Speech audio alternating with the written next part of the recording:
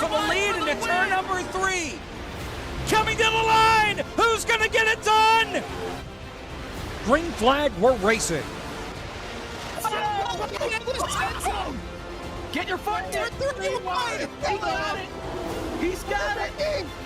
He's got it. Get there. No. This is gonna win. Wow.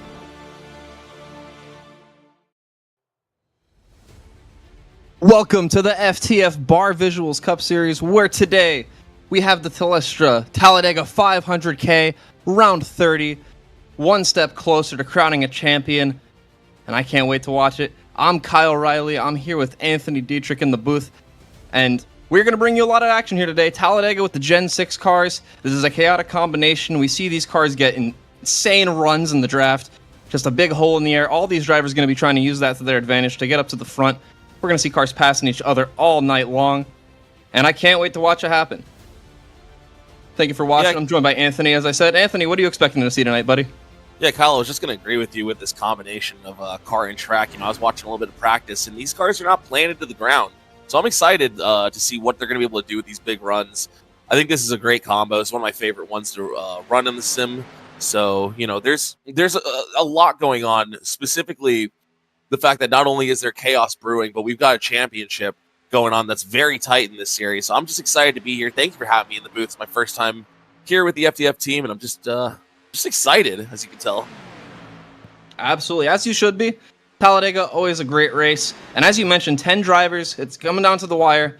Obviously, the second round of the chase-offs, we've had our elimination. The 6 people that are no longer a part of it are already decided. So now, if you are one of those 10 drivers remaining, Seth Knoll, Jake Nichols, Michael Guest, Nate Stewart, Daniel Falkingham, Josh Chin, Chris Wetz, Michael Prefrish, David L. Brown, or Kevin McAdams, you just have to know danger is lurking around every corner, and you have to make sure you're not a part of it when it strikes. Yeah, that's the thing with Talladega. You're always afraid of the big one happening, and I feel like in these races with these large fields, it's not just one big one sometimes. It can be multiple incidents that you got to avoid. It's just keeping the car clean. It's a long race. I believe it's 500 kilometers. It's like 117 laps, if I'm correct. It's a long time. It's a long chess match. So, keeping the car clean till you get to that end, that is the most important thing. You said it. And then also to make things even more chaotic, we also have a stage to give out at the end of lap 50, of course, for the buffer zone. Could be a few laps earlier if we end up getting a yellow. But if all goes according to plan, there's not going to be a caution for that stage end. So you can't plan your strategy around a caution like we saw today, for instance, in the Cup event.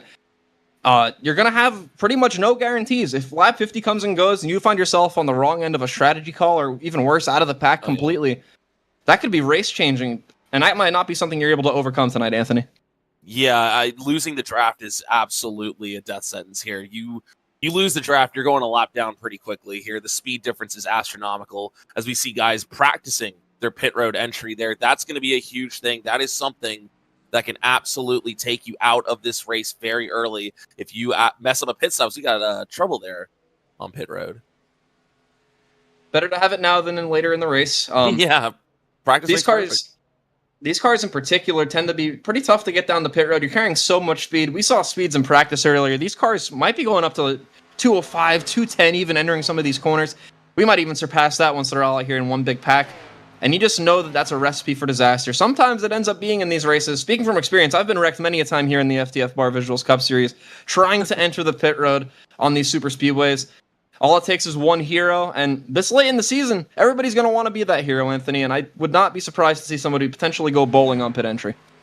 Yeah, as we saw Michael P. Frisch there in the 58, he was getting hard into his pit box or pit road there, trying to see how much can you gain. Basically, trying to get in there is what we're seeing them test out. As I believe warm-ups are finished, so we're going to get right to the chaos now. That they are, Anthony. And as you mentioned before, quite a large field today.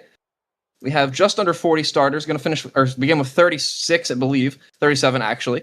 So a lot of points on the table here, a lot of ways you can potentially lose them. And let's look at our starting grid. On pole, Paul Mikolajczyk in the 77, a great run in qualifying in that car. There's an interesting story with the wrap. We'll talk about that later. Alongside him, Jacob A. Wilkerson in the 43. Then we have Kevin McAdams in the 26 car with Jake Nichols in the 63 alongside him. 2 playoff drivers there. Followed by a couple other playoff drivers. Nate Stewart in the 4 with Seth Knoll to his right.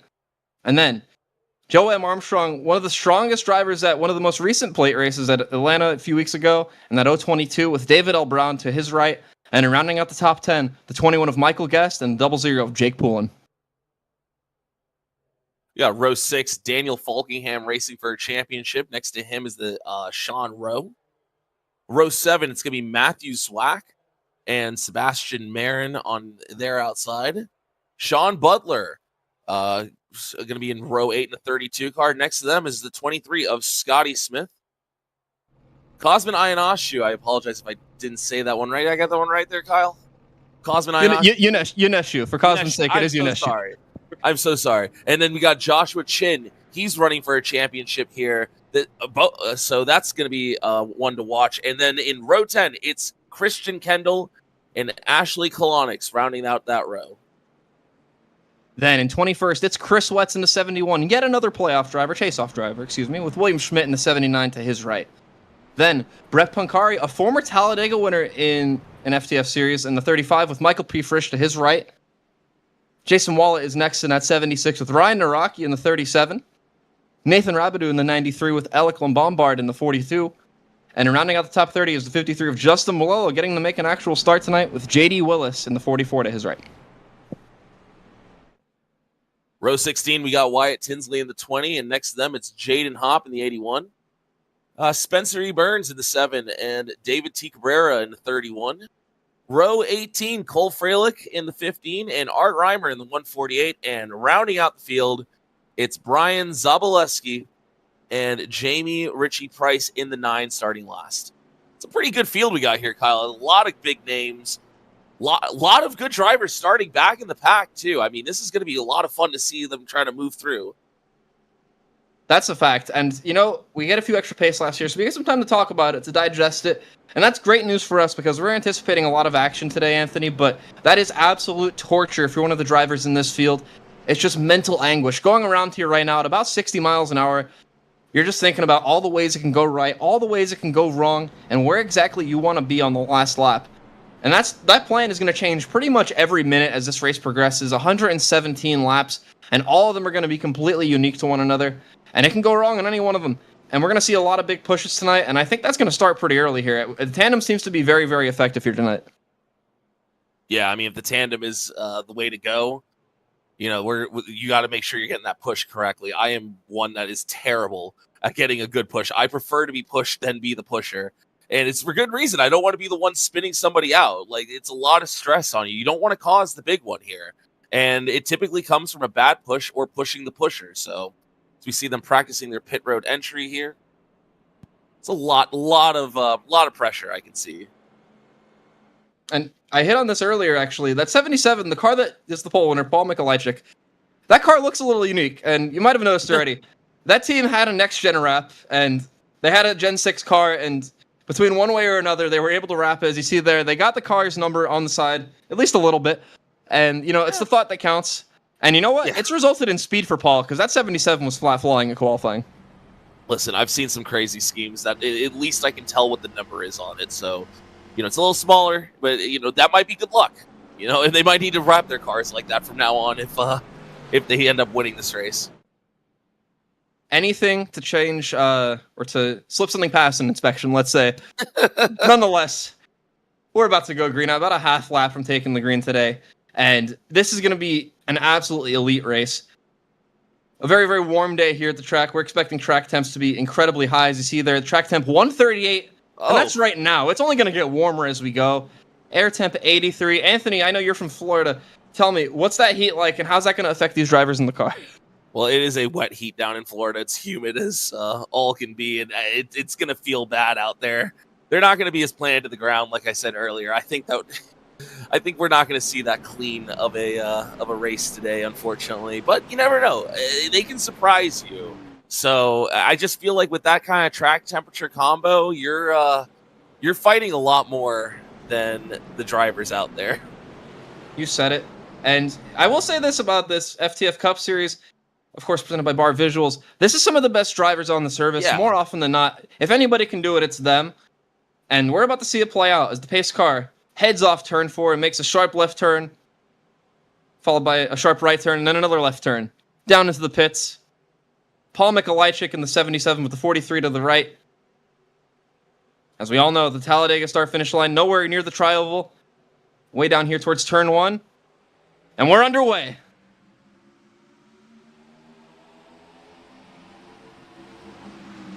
Very, very organized there on the bottom groove, but the high side is held even.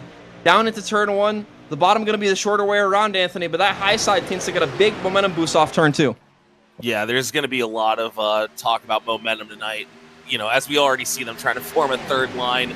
It's just where, where's the momentum coming from? That's what you want to look about, like 3-4 rows back. You kind of get a good idea of who has a stronger car or not. As we're 2x2 for the lead right now, as 43 car out into the lead right now. Just as you say that, though, you see there, 63 going to make a big dive to the bottom with a big push behind from that 1. And that's how quick things can change. That high groove already checking up. You see a little bit of an accordion there. Jake Nichols already getting past, potentially. Seth Knoll to the outside trying to lead lap number 1. Goodness. Yeah, that we've already seen jockeying for position 4 times this first lap. This is going to be a lot to keep track of. Seth Noel, championship competitor. He's got himself out of the lead. That third lane, though, look, it's chugging along. It's gotten there real quick. So we're going to be 3x3 for a while, I feel like. And that high groove, until it just got blocked there, led by none other than Joe Armstrong. Joe, I talked about it during the starting grid. An outstanding race at Atlanta. This is somebody that a lot of these drivers know they can count on to get them to the front. And you see Joe there, third car in line. Take a look here, because once this 022 gets a chance, I think you're going to see Joe make a dive for the lead. Absolutely. You got to kind of figure out now, like, where you want to be. Do we want to ride around? These guys don't really want to ride around right now. I can tell they're antsy. As we got, who's that there on the bottom? That, I believe, is the 83? Correct, David L. Brown.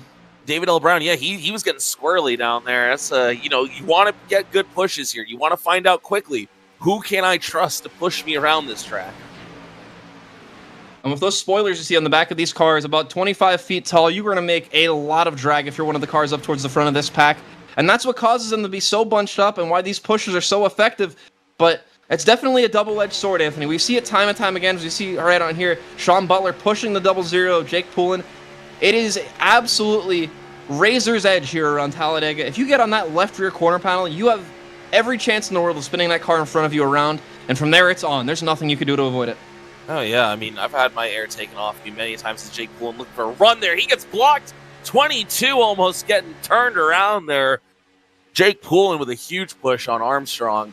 But yeah, I mean, you just get the wrong kind of air put on the spoiler, and you are in some serious trouble as they're jockeying around here. 22 looking to the outside. And that middle groove, they have been very, very, very sideways this whole run, it seems. When you're in that middle groove, not only are cars... Oh, you see somebody down on the apron there. Looks like maybe somebody... I'd want to get out. Yeah, throw an anchor, trying to get out of this pack. It is looking a little sketchy, so I can't say I blame them. And for all these chase-off drivers, a valid strategy, knowing you have to make it to the end. Wow, and there it is, the 26, one of our chase-off drivers dropping to the back. Anthony, they're losing their minds up here. It's a lot jockeying for position. I remember watching these races as a kid, and DW calling it the sucker hole in the middle. You don't want to be there. Too much turbulent air. As we got a battle for the lead between the 43 and one of Seth Noel again. And here comes Jake Poulin through the middle. And Jake's this going is to get only a big lap push. 5, Kyle. You said it, Anthony. We've got over 100 laps of this, hopefully. As long as they can hold on. We get about 37, 35 laps on fuel, somewhere in that ballpark tonight. Yeah. So, theoretically, this should be a one-stop stage. You can definitely make it to the end. We might see some gamesmanship, maybe by some of our chase-off drivers to maybe set themselves up for a better finishing position. But right now, it definitely appears to be everybody going 100%. And you see that sometimes at these tracks. Yeah, no fuel saving right now, it feels like, after watching that one today. Definitely these guys are going hard, and there's a lot of momentum, like I mentioned earlier, that you want to take it and ride it to the front. As we see the 49 of Marin in the... I'm sorry, no, it's Art Reimer. No, wait, sorry. It was Marin. I apologize. And Marin had a very, very eventful practice, practicing every possible push and maneuver to get around the car ahead. And that's exactly what it takes to be successful at these tracks. It takes an equal part bravery and an equal part skill. And you can only know what you're capable of if you're doing it in practice. And I will say, though, we've not seen a pack of this size yet at all today. So a lot of these drivers are learning on the fly. We see a little bit of connectivity issues there in the back on that high groove. That could potentially check things up, as well as a big move there from Jake Poulin and Seth Knoll to the bottom. Yeah, I'm making a lot of noises because they've got me nervous. Every time I see them come down on the track like that, I genuinely feel like they are going to get loose and lose control. This is very incredible driving. But, you know, I saw a couple drivers back out of the pack. I think we highlighted one of the chase-off drivers falling back there. You don't want to lose this draft. That is the big thing here. You want to at least maintain your position here. But I get it. You don't want to be 3 wide. It's lap 7. It's a lot of chaos here as we see David Brown going for the lead in the 83. There's a lot that you want to try and maintain. We got a small pack that back there, about 6 cars. They want to at least be about a second back. I think if you have that many cars together, you can still train this field or keep up to the train of this field. And to elaborate on your point earlier, you mentioned that they're not really saving fuel right now. That doesn't change the fact that one thing you will see in common from what you may have saw earlier today already, the moment that pit cycle begins to open, that group you just mentioned riding a little bit behind them are at the very least going to try and catch up, so this way they're in a better spot when that cycle continues. You see right there, 5 of them all packed together. When they're this close, you can get away with that, but you don't want to fall too far behind. Right now, though, seems like that's a pretty solid margin. They might actually pick up a couple more cars. You see Kevin McAdams, who we highlighted earlier, dropping back. I would say probably, I think the sweet number that you want to be at is about 7 cars in a line will get you going that top speed. But of course, you got to rely on everyone holding a smooth line, not giving don't push the pusher. As we see, my goodness, the 43 again with a Superman block there. Just, whew. There's a lot to try and catch my breath with right now. But yeah, about 7 cars is the magic number back there. And I have a feeling the way they're racing, we're going to see more cars dropping back. And the speeds are absolutely immense. That sense of speed you see at home is not fooling you. You see another move for the lead there. Marin to the bottom. They are going well over 200 miles an hour on corner entry here at Talladega. And when you're going that fast, you see the runs they're getting. Look at the bottom line. Check up. Oh, so you see contact. David Brown, a little bit of contact there to the back of, I believe that was Willis in the 44. Everybody able to gather it up. But that's how quick it can go wrong. You can have half the field wad up in one big wreck because of a slight little moment like that. Absolutely. I mean, there's just one bad little push and you're sideways and you're not saving it. There's a couple cars up here that we haven't really gotten to see near the front. It's the 42 of Eric LeBombard. I haven't seen that car much near the front. Good to see them running near there. I think the 79 of Schmidt as well. I haven't really noticed them near the front. So a lot of jockeying for position. It's very easy to go from the back to the front here early on. It's going to be a lot more challenging near the end when people are not going to be as willing to give up track position. You see, they're already approaching a slow car up ahead. Oh, no. That's going to make things very challenging. Here at Talladega, going 3 and 4 wide to begin with. Not a lot of real estate to add another line as we see some contact. Oh, wow. Jake Poulin, I think, hit the wall first, and then the 23 right behind also grazed the wall. I think that's Jason Wallet and the 76 behind in the wall briefly, too. I don't think any of them have too bad damage, Anthony, but that even shows you down the straightaways, you're nowhere near as safe as you are there as you think. You might not be turning, but things can go wrong in a hurry. Scotty Smith might be catching his breath there. That was a scary moment for the 23. I thought they were going around. Who are we catching up to here? I believe that's the 37 of Ryan Naraki, if I'm not mistaken. On the bottom. That is not. That is the 21 car, actually, of Michael Guest. One of our chase-off drivers going a lap down early. Oh, trouble! Oh, no, they're wrecking! Oh, it's everybody. A huge wreck off turn 2. Jake Poulin, David L. Brown, Scotty, and the 23 we talked about. Somebody wiped out the inside wall. Yeah, I think that was the 33 of William D. White. That looked scary there. That was a lot of cars, Kyle. That was a parking lot. There was nowhere to go. And we just mentioned it. The moment those lapped cars come into play, it makes everybody in the pack have to shuffle. It looked like Joe Armstrong might have gotten put 4 wide off turn 2 and gotten turned around.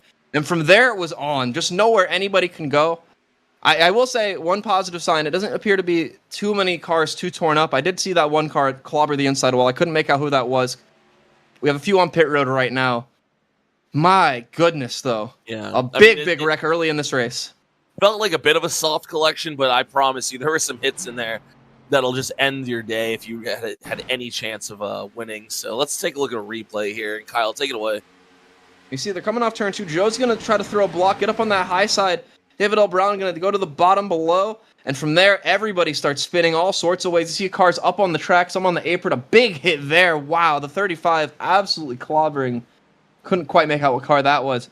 But a lot of cars right on top of each other. As soon as it goes wrong, becomes a big mess. You see Joe just mistimes it slightly, gets the wall, actually. We didn't quite catch that. And then the 43 got into the 83.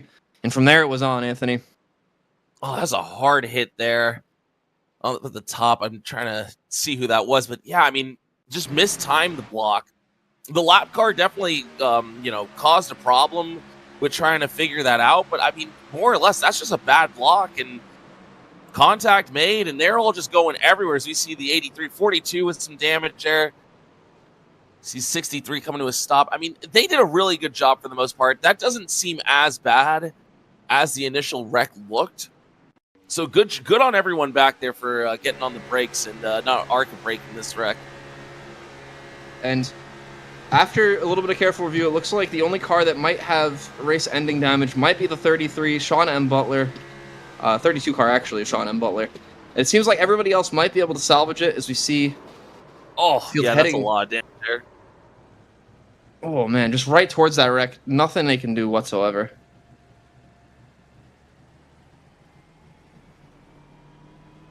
We got a couple of meatballs from the wreck. Looks like it's the 53 car, the 38, the 79, the 32, and the 22. And that's tough, just ending the day right there.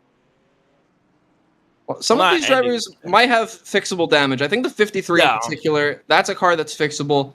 The 38, I believe, only hit Jake Poulin at the end. They might have some suspension damage and might have the toe knocked out. But I think those cars are salvageable, Anthony. Yeah, maybe calling it race-ending damage might be a little premature there on my part. But either way, it's not what you want this early in the race. We're only on lap 13. That was a huge wreck. Not too much damage, though, for a lot of guys. So, like I said before the race started, we might not be seeing just one big one today. Nate Stewart? It's Nate Stewart out in front. This is the case. Right behind, we have the 49, Sebastian Marin. We talked about the 49 earlier, making a lot of moves. The 43, by the way, Jacob Wilkerson, very, very nearly got a big part of that accident. Still ended up running third right now when it's all said and done. That is a bullet dodged, I would say. For now, yeah. Definitely. One of the stronger cars in the field. A lot of the leaders got involved in that one. So, Jacob's got to be feeling pretty good about himself that he's got a strong car and avoided a big wreck there. Wow. One of the benefits, too, having such a big hole in the air from these cars, a lot of these cars, even if they are a little bit damaged, are going to be able to keep up with that pack, no problem. Leading might be a different story, but if you're in the draft, you have a chance, especially here at FTF. We've had some very, very fun and interesting finishes to some of these Talladega races. I myself have been very fortunate to race here at Talladega in the FTF Cup Series many a time, even a two-time winner myself, actually, not to pat myself on the back. I do have a little bit of knowledge in the old brain here to talk about. As you see the field headed back down to the pits, trying to get an extra lap of fuel, I believe. Not quite everybody. Choosing. Oh, they're choosing, actually. You see right there. Right now. I will say we are very close on making it to the stage. I believe you said it was 36 to 38 laps, but there are some cars coming down. There are a lot of cars choosing here. Personally, my strategy is if I am racing for a championship, I know if I have a strong car, I could probably get back up to the front. Now, obviously, I'm implying a lot here, but I'd want to have fuel ready to go. Barring anything happening before that that stage break or the stage in general, you want to be in position there. And the best way to do that is to make sure you don't run out of fuel before that. Yeah, and you hit the nail on the head there. That's why I thought that some more cars may have been pitting there, actually. If you can make it to the end of this stage, there's a lot of points in the line. And with 10 drivers still in the chase-offs, that is absolutely crucial, especially for some of those. We just saw the 21 who pretty much got lapped at the time of that caution going to get the free pass. Michael Guest going to have a great opportunity to now make up some points, especially if that 21 decided to stop again. As you see here, a lot of cars peeling off the pits, joining this group. And it does appear that we've only lost about 2 cars, so still a very, very large pack of people going to be out there all in one group. And we're going to be in for a treat the rest of the way. You said it yourself, about 35 laps in the stage remaining. You're going to have 36 exact, actually, when we get the green flag here. So still a lot of time to make moves, especially if you're one of those cars that just topped off. You might be in 30th or so right now. Lots of opportunity, though, to get that spot back. Oh, absolutely. We saw a lot of cars come from the back up to the front during that first 10-lap stretch, so I'm imagining that that's going to be the case here. As we get closer to the stage break, there's going to be a lot more jockeying for position. I would like to see maybe just holding the position a little bit cleaner, but who am I to judge? I couldn't even hold a line here to save my life. One thing I will say that might be an interesting note to follow, that 4 of Nate Stewart, we talked about Nate being your leader, actually opted to pit, coming to the one to go there. Nate's now in 19th, very much in the eye of the storm, currently our 4th place driver in points. That could prove to be a big decision depending on how this shakes out as we head through the tri-oval for our first restart of the day. Sebastian Marin and Wilkerson, in the 43 are front row, and Sebastian going to lead us there. And we're underway again. See all those cars that came in, topped off, they're back there, single file. It's going to take a little bit, about a lap or two to get their momentum up here, but I don't expect them to be there that long. That high groove, very, very well put together right now. Everybody on everybody's bumper. You can get away with that for about 3/4 of a lap on these restarts before it ends up being a little troublesome. But as we see, they've already broken apart a little bit. Right now, that 43 getting a great push still, though, from the 1. Oh, yeah, no. Sebastian Marin is absolutely rocketed out to the lead by Seth Noel. That's a strong car. As Daniel Falkingham comes, he's right behind Seth still. I believe that is Willis in the 44, yeah. So 43 of Wilkerson comes back up to the top. The top line is definitely going to be the strongest line here during this restart. Seth Noel pulls out for the lead. I believe he does not lead that lap, but it's close. And that's where that practice for the end of the race comes in. For all you know, you might be in that exact situation in the tri-oval, second place in the last lap, and you have to figure out where the timing is. Let's not forget, these drivers don't race the Gen 6 car all the time. This Cup Series season here in the Barr Visuals Cup Series uses many different cars. We see the 23 into the wall down the backstretch there at the back of that group. That's not what you want to have happen. Looks like Scotty might have caught it there, got it back going the right way. But you know that you're going to find yourself in a lot of positions where you have more momentum than you know what to do with. And that's honestly what about the first 110 laps of this race are going to make out. Because besides the stage, your whole goal is positioning yourself and figuring out exactly what your car needs to do in order to win this race. And that's the charm of Talladega, Anthony. You go into this race, every driver in the field knows they have a chance at putting it together. There have been many unpredictable winners at this track, both in FTF and just in general. And it would not shock me one bit if today we had a similar result. Yeah, but I don't like calling this... Oh, a little bit of contact there with Daniel Falkingham. I don't like calling it a, just a random draw kind of thing. You still have to have some skill. Yes, there is a little bit of luck in winning these things. I would say more luck avoiding the wrecks, if anything. But, the idea that anyone can win, you've got to absolutely be willing to put it all out on the table and go all in if you want to pull this off. It's not just going to fall into your lap more likely than not. I mean, if it does, that's awesome. That's a great day then. Yeah, no, especially with how stacked this field is. You're going to have to earn it if you want this victory here today. And we're seeing them try to earn it right now. But, Anthony, it's only lap 18 now that we've crossed the line. You have to think, risk versus reward. You might want to be a little bit more careful than they've been, especially coming off the heels of our first accident. Oh, my goodness, nearly our second. I would still be wanting to run in the back after seeing the way that they're getting around here. Kevin McAdams and Seth Noel absolutely just rocketed to the lead there. They have some good cars, championship competitors here. Them and Sebastian Marin just hanging out there as we see another championship competitor there, Michael P. Frisch, into the top 5 as he tries to go for a block on a 39, thinks better of it. Oh, and man. For anyone who, might be a little confused, your eyes are not deceiving you. There are, it appears, 25 Doritos cars in this field. You see the one right there, one of them. Kevin McAdams also in a Doritos car. I think all the Mickey Mouse Clubhouse cars sporting that Doritos scheme today, or at least a variation of it. So... And that's paid pretty big dividends. I was a former member of that team myself. I felt like whenever the team was on the same page to that level, they performed really, really well. And right now you see Kevin McAdams, somebody on the team showing out in the lead. Seth Noel, also a great run so far. You see Kevin throwing the anchor, trying to get out of this because it's getting so sketchy. I think Kevin was just practicing for late in the race. Like you've been oh, did he have a premonition? They're wrecking. Oh, that's hard contact on the inside. Oh, my goodness. I think it's one car. Jason Wallet, though, the left side of that car. I was going to say caved in. It actually looks pretty good. Probably going to be some suspension damage, most likely a meatball flag. But that might be fixable. And Kevin McAdams seems like the smartest man in Alabama right now. What does he know? I'm about to hit him up for some lotto numbers after this. That was great timing. Like I said, a little bit of luck doesn't hurt at all here. Let's take a look at the replay. See, And Anthony, Kevin what do you McAdams. see? Let's see here. So it looks like the 76.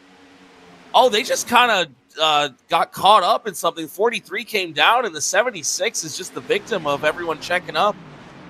So they get a lot of contact on the inside. That is just the accordion effect here, taking a victim. On board the 76. And you see, not really much going on in front that Jason can control. That middle groove gets checked up, like you said, and oh my. Poor Jason headed right to that inside wall. There's the 43 and the 39 there. I don't think that's going to be too bad of damage. Looked a lot scarier when I couldn't see where the car was headed. But hopefully it's not a meatball. Hopefully they can get back out there. As you can see them driving back out there. So yeah, I think that could have been a lot worse as a meatball. So he is going to have to fix a little bit more of it, but the car I think was crabbing just a bit there. That does seem to be probably something that might be able to get fixed if he's willing to wait long enough. But nonetheless, that 76 at the very minimum going to be missing a whole lot of speed that car had early. We saw actually Jason quite a lot up front earlier today. I know I say earlier today as if we're not only 20 or so laps into this race, but first 5-10 laps or so, we saw that 76 making some pretty big moves. And for Jason's sake, hopefully he still can. But that's how quick things turn here at Talladega. Trying to see if people are going to be taking fuel. I think this would be a good idea, in my opinion. Try to avoid, either fuel saving or just, having enough to absolutely make it to the stage break. See the whole field pitting now. But before we get back underway, we're going to go to a quick break, and we'll see you afterwards for the restart here at Talladega Superspeedway.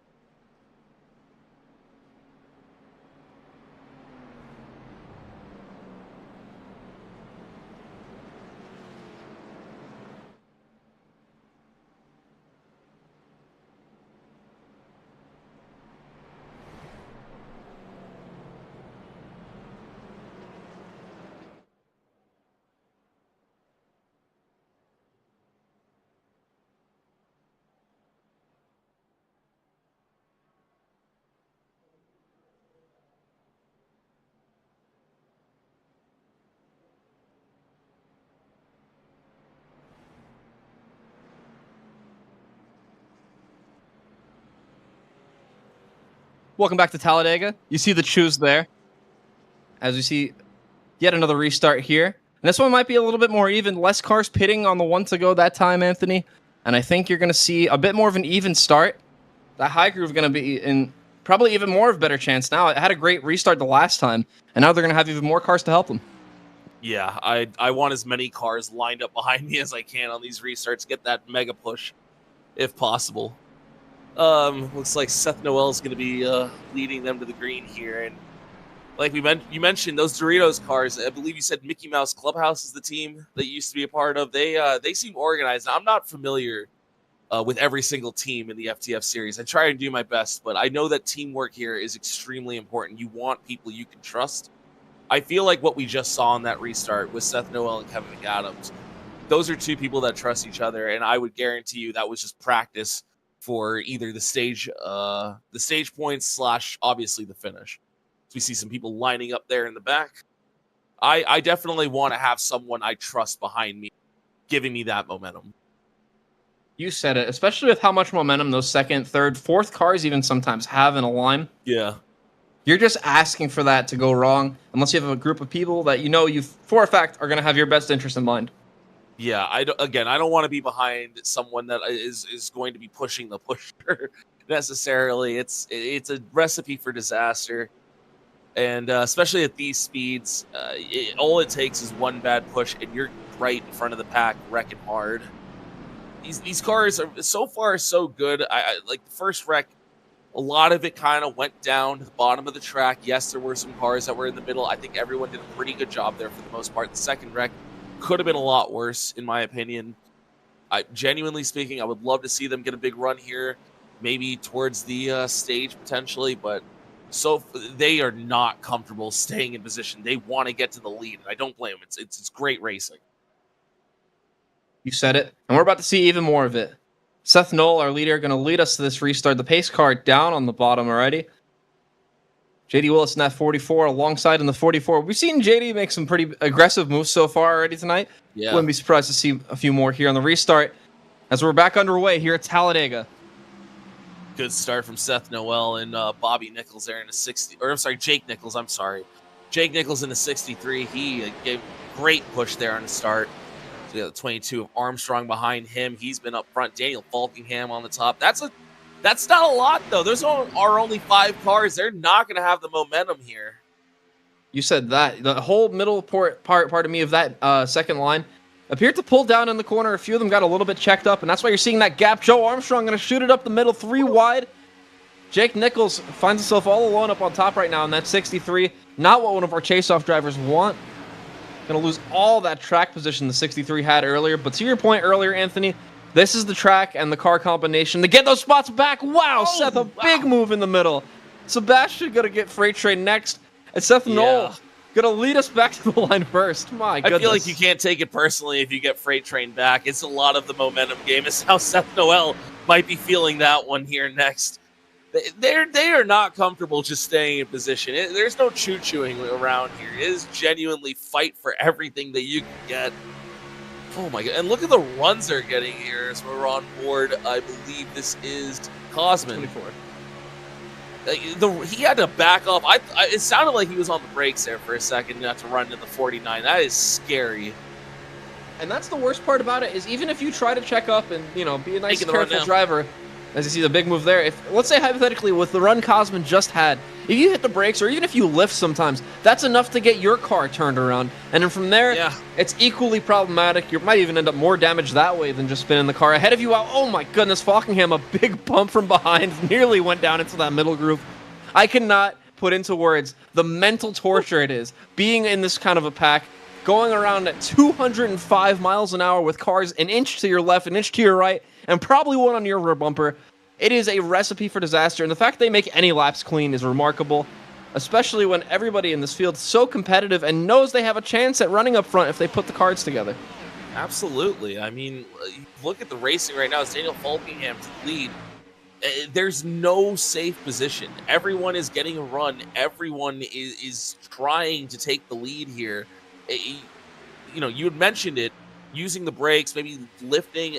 You could get turned easily doing that if the person behind you's not on the same page, doesn't see what's going on. It's a recipe for disasters. We're nope, 3 wide again. I was gonna say we're 2 wide here, and it felt good for about half a second.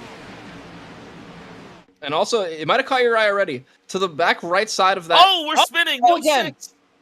Oh, right in the middle of the group, the 83 around again. The 42. LeBombard spinning to the inside. David O'Brown with some damage. Scotty at the 23, some damage. Jake Poulin going to miss it narrowly. Man, oh man. A couple cars that were in that first wreck, like Eric LeBombard, man. You just hate to see that. Again, that could have been a lot worse of a wreck, though. That was right in the middle of the pack. Let's take a look at what happened. Yeah. And you see, just going to be a little bit of a moment there. The 43 gets turned a little sideways by the 42, and then 4-car bump. Just a recipe for disaster there. David L. Brown, I don't know if they knew that they were all connected already. A big push. Not trying to turn anyone around or anything malicious, just trying to help that line go forward. And that's how quick you can turn about 3 or 4 of these cars around. Take a look from high above here, Anthony. Yeah, as you can see, they're just not connected, and there's a big bump from David L. Brown as he gets into the 06, and 81 gets hard into him. That's a lot of damage there for Jaden Hopp. I mean, it's not what you want to see. Well, honestly, yeah, that could have been a lot worse. I think that might have only been 5 or 6 cars. It's pretty tame for what we know is the potential here at Talladega. Did you see the 71 miss that, by the way, as we're on board here, the 00?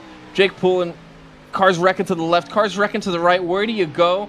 You get on the brakes. He can't see a thing. All the way down to the apron. And then there was still a car. There's nowhere to go usually. That's the thing. And you're driving blindly into the smoke. You just got to hope for the best. From the 71 of Chris Wetz. This one's going to be equally shocking, folks. Hang on. It all kicks off right in front of him. Where do you go? You go left. My goodness. Keep going left. Oh, my goodness. Chris Wetz, what wreck avoidance there in that 71. That was fantastic. And that's the kind of move that will help you have a huge points day. He's one of the chase drivers right now looking for a good run. And that Phillips car, only in Cleveland show, but like genuinely speaking, that was incredible wreck avoidance. See the field once again pulling into the pits here. The way it works with the runs we've seen and with the chaos we've already seen tonight, it makes sense to fill this car up at pretty much every opportunity unless, it's on the one to go, in which case you might see the second half of the pack do that instead. But with every single caution comes an opportunity to go about 35 laps further, and with no planned caution at the end of this stage at the completion of lap 50, you're going to see drivers take an opportunity to get service as much as they possibly can, nearly a checkup there in the pits between a few cars. Looks like we're able to avoid damage-free. Joe Armstrong, first car off the pits with Falkingham right behind.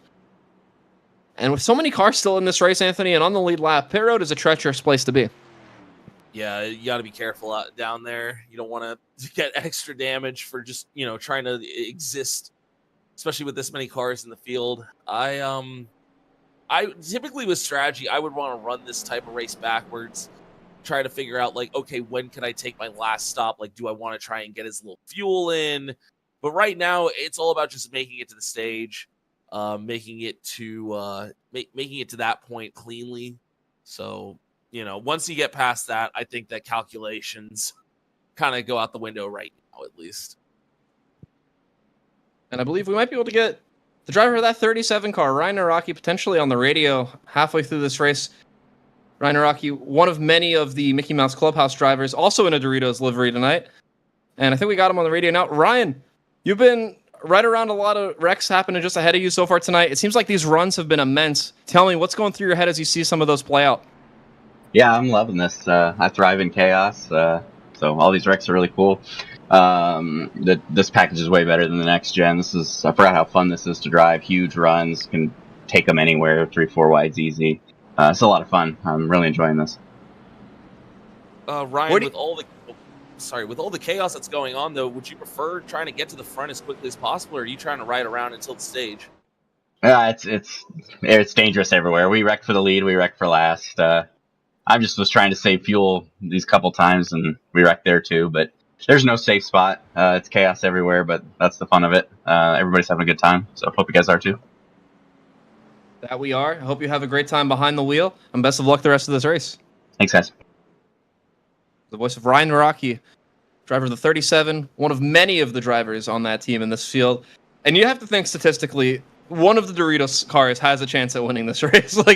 Mathematically speaking, they have the overwhelming majority as far as each paint scheme is concerned. Yeah, I would say that they probably have a good chance here, but I wouldn't write anyone out here. There's been some strong cars so far. I think I talked about Wilkerson. The 43 has looked really strong. 39 of Daniel Falkingham has been up there pretty much the whole race. And Rowe, in that 999 car, I believe, or 99, however you want to say it, he's been up there pretty much the majority of this race. And I'm really impressed by how strong some of these leaders have been, because it is chaotic. Some of these drivers are getting big runs and just kind of finding themselves up there, but the cream is rising to the top here constantly. Also want to point out one other thing we just happened to notice too. That was the 33 of Sean Butler sneaking to the back there. That car actually able to get repaired and get back out there multiple laps down, as you'd imagine. Right now it's showing Sean 14 laps behind. There are a few other cars a few laps down. Justin Malella back out there. Let's not forget the 53 had a meatball earlier. Currently 3 laps down. Ashley Kolonix, 8 laps down right now. Still on the track, though, in the 22. Sean Butler, a few other retirees from this race. Matthew Zwack, unfortunately, already out of this race. Going to finish 36th today. Brett Punkari going to come home 37th. And Kane Cook already out of the race in 38th. I hate to see that, especially this early in the race, but there's always a chance, I feel like, at these things. Try and get laps back if you can. Just keep it clean. Survive, especially, if a driver that's running for the championship here, or just any kind of points may move up in the series, just get what you can. This is there's been a lot of chaos so far. We're coming to lap 30 here. We've had 3 cautions. So let's see what we got here. As we see the pace car already making its way down. And talking about that same point from earlier, where how torturous mentally it is here when you have all these cars around you, one part that shouldn't go unnoticed is how long you actually have to wait to restart. All these drivers thinking about what part they're going to hit the gas. You see right there a little bit of a miscommunication, I think, between some of those front runners. It didn't seem like everybody was on the same page this time like the last one. And you see a bit more of a gap between a lot of these cars as a result, Anthony. Yeah, I love to say it all the time in the other series we do stuff together, but don't forget the start finish line is not in the middle of the tri-oval. It can be exhausting on these restarts trying to prep yourself. I will say it's stressful as we see the 99 there, and I believe that is the 63 getting shuffled out to the third lane. I don't think they're going to go too far back though. They got some help back there. I believe that's the 49 of Sebastian Marin. And this is the first time all night long, to my knowledge, we've had a proper second pack develop. That first initial start there on the restart. Oh, man. Big block. Cole Frelick almost got sent to the moon there. My goodness. I cannot believe it. And I'll say this. I've raced against Cole Frelick many a time. I've watched him in many of these races I've been broadcasting for. And Cole is by far one of the bravest people in any field Cole's ever been a part of. And you just saw it right there. Cole Frelick, look for that 15 to make moves like that all night long. And I know Cole's enough of a willing to make them work. You see Chris Wett's backing out of there after seeing some of those maneuvers. Don't blame him. We're 3x3x3 for the lead here. Seth Noel on the bottom. Willis in the middle, and that's Armstrong leading the top line. That strong top line right now has got the most cars in its group. Trying to see if they can keep that momentum up. And at this point, at least as far as the stage is concerned, absolutely no reason to save fuel at all. We talked to RNC Ryan Naraki earlier, and he mentioned saving a little bit of fuel. You have to imagine with the yellows we've seen, Anthony, that is out of the window. We're about to see maybe another one. My goodness. It's 100% all the way right now. You're moving whoever you can. You saw Cosman just move the 22 out of the way. Sayonara, buddy. He's getting a big push from Michael Frisch. You want to be 100% here, and you want to be able to trust these pushes. So, get the points that you can, especially for this top 10. You want to be where you can be. Oh, they're wrecking again. Cosman around. And into the inside wall. My goodness. goodness. 44 there that he avoided hitting. My goodness. We got... that's tough right there. We were very fortunate to not have a lot more cars, as we do have a few more. Oh, my. And that car is absolutely destroyed. The 31 coming out of the grass there, that's JD in the 44. Yeah. Oh, championship man. competitor. Or, I'm sorry, no, it's JD Willis. My apologies. Oh, man. A lot more damage than we anticipated. That might be the most costly wreck so far tonight, Anthony. We've had a lot of cars make some pretty big contact there. We thought Cosman might have got the worst of it. But relatively speaking, definitely not the case. You see right here. Oh, they tried to make a move to the bottom and just mistimed it a little bit. Teammates too. And that could. Oh, and then we see here. Oh, no. Right back up the track. The suspension had to have been broken on that car. And the 093, absolutely nowhere to go. Heartbreak, right there. Oh my gosh. Man, that was awful. It's just nowhere to go if you're the 093. As we're looking here again, there's a gap, and both cars said, I want it. And you just see a little bit of damage there. And that impact with the inside wall was just enough. Yeah, that had to have been a broken car right there. And Joshua Chin, that is one of our chase-off drivers, folks. And that car is absolutely ruined. You have to think Josh's day is close to done as it gets right now. I cannot imagine that car is sitting too pretty right now. And I mean, he wasn't really running near the front either. He was minding his own near the back. So I mean, that's just devastating work. Oh, you hate to see it for someone that, you need to have a good day. There's just nowhere to go. And behind the wheel, you can't anticipate that happening. No, you can't. 99% of the time when that wreck plays out, you're going to see those cars stay towards the inside. Unfortunately, the 44, a broken suspension, and that'll do it and put you in that situation. Yeah, that's just a tough day for Joshua Chin. You got to hope that you can bounce back next week. But, I mean, running out of races, running out of time, and if your competitors are all having a good points day, that could easily take you out of the competition. So we see a lot of cars coming down pit road. I believe this is a majority of the lead lap cars here. Well, I don't mind pitting every single time. Take fuel if you can. I'm not a big tires guy here necessarily. If I'm running 34 laps though, and at this rate seeing all the carnage, I might want to take tires to at least have some control just in case. Well, before we get back underway here at Talladega, we're going to take a quick break. We'll be back for the restart.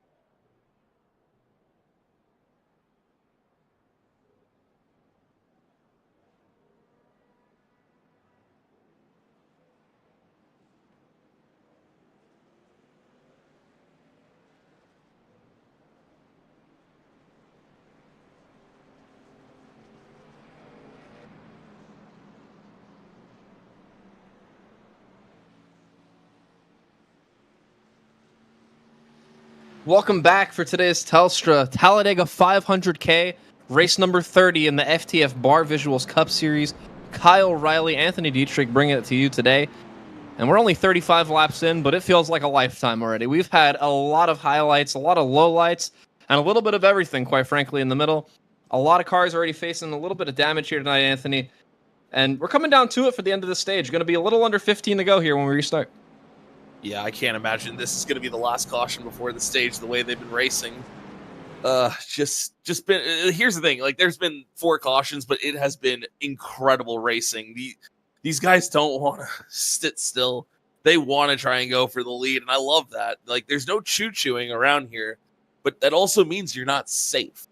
And right now, I feel like it doesn't matter if you're first or 30th; you cannot be feeling safe right now with the risk of a wreck. As actually, we see, first of all, the 37 of Ryan Narak is leading the race. We just interviewed him, but the 06 was just in an accident not too long ago, and are they in second there? Spencer Burns, a longtime sim racer, currently I think in the lead actually. So the high side's going to fire it off first. Yeah, wow. Big turnaround for a lot of the drivers up front. The 63, let's not forget too, Jake Nichols got freight trained not too long ago into that last run, already back up into third. Same with Sebastian Marin. I mean, it's been chaotic. You again, no hard feelings. I feel like if you're getting freight trained at this point in the race, it is what it is. It's just business, And if these cars are taking off, they might not take you with them. You just got to kind of figure your way back it's not that difficult, I've noticed. Pace car peels off again. Headed through the tri-oval.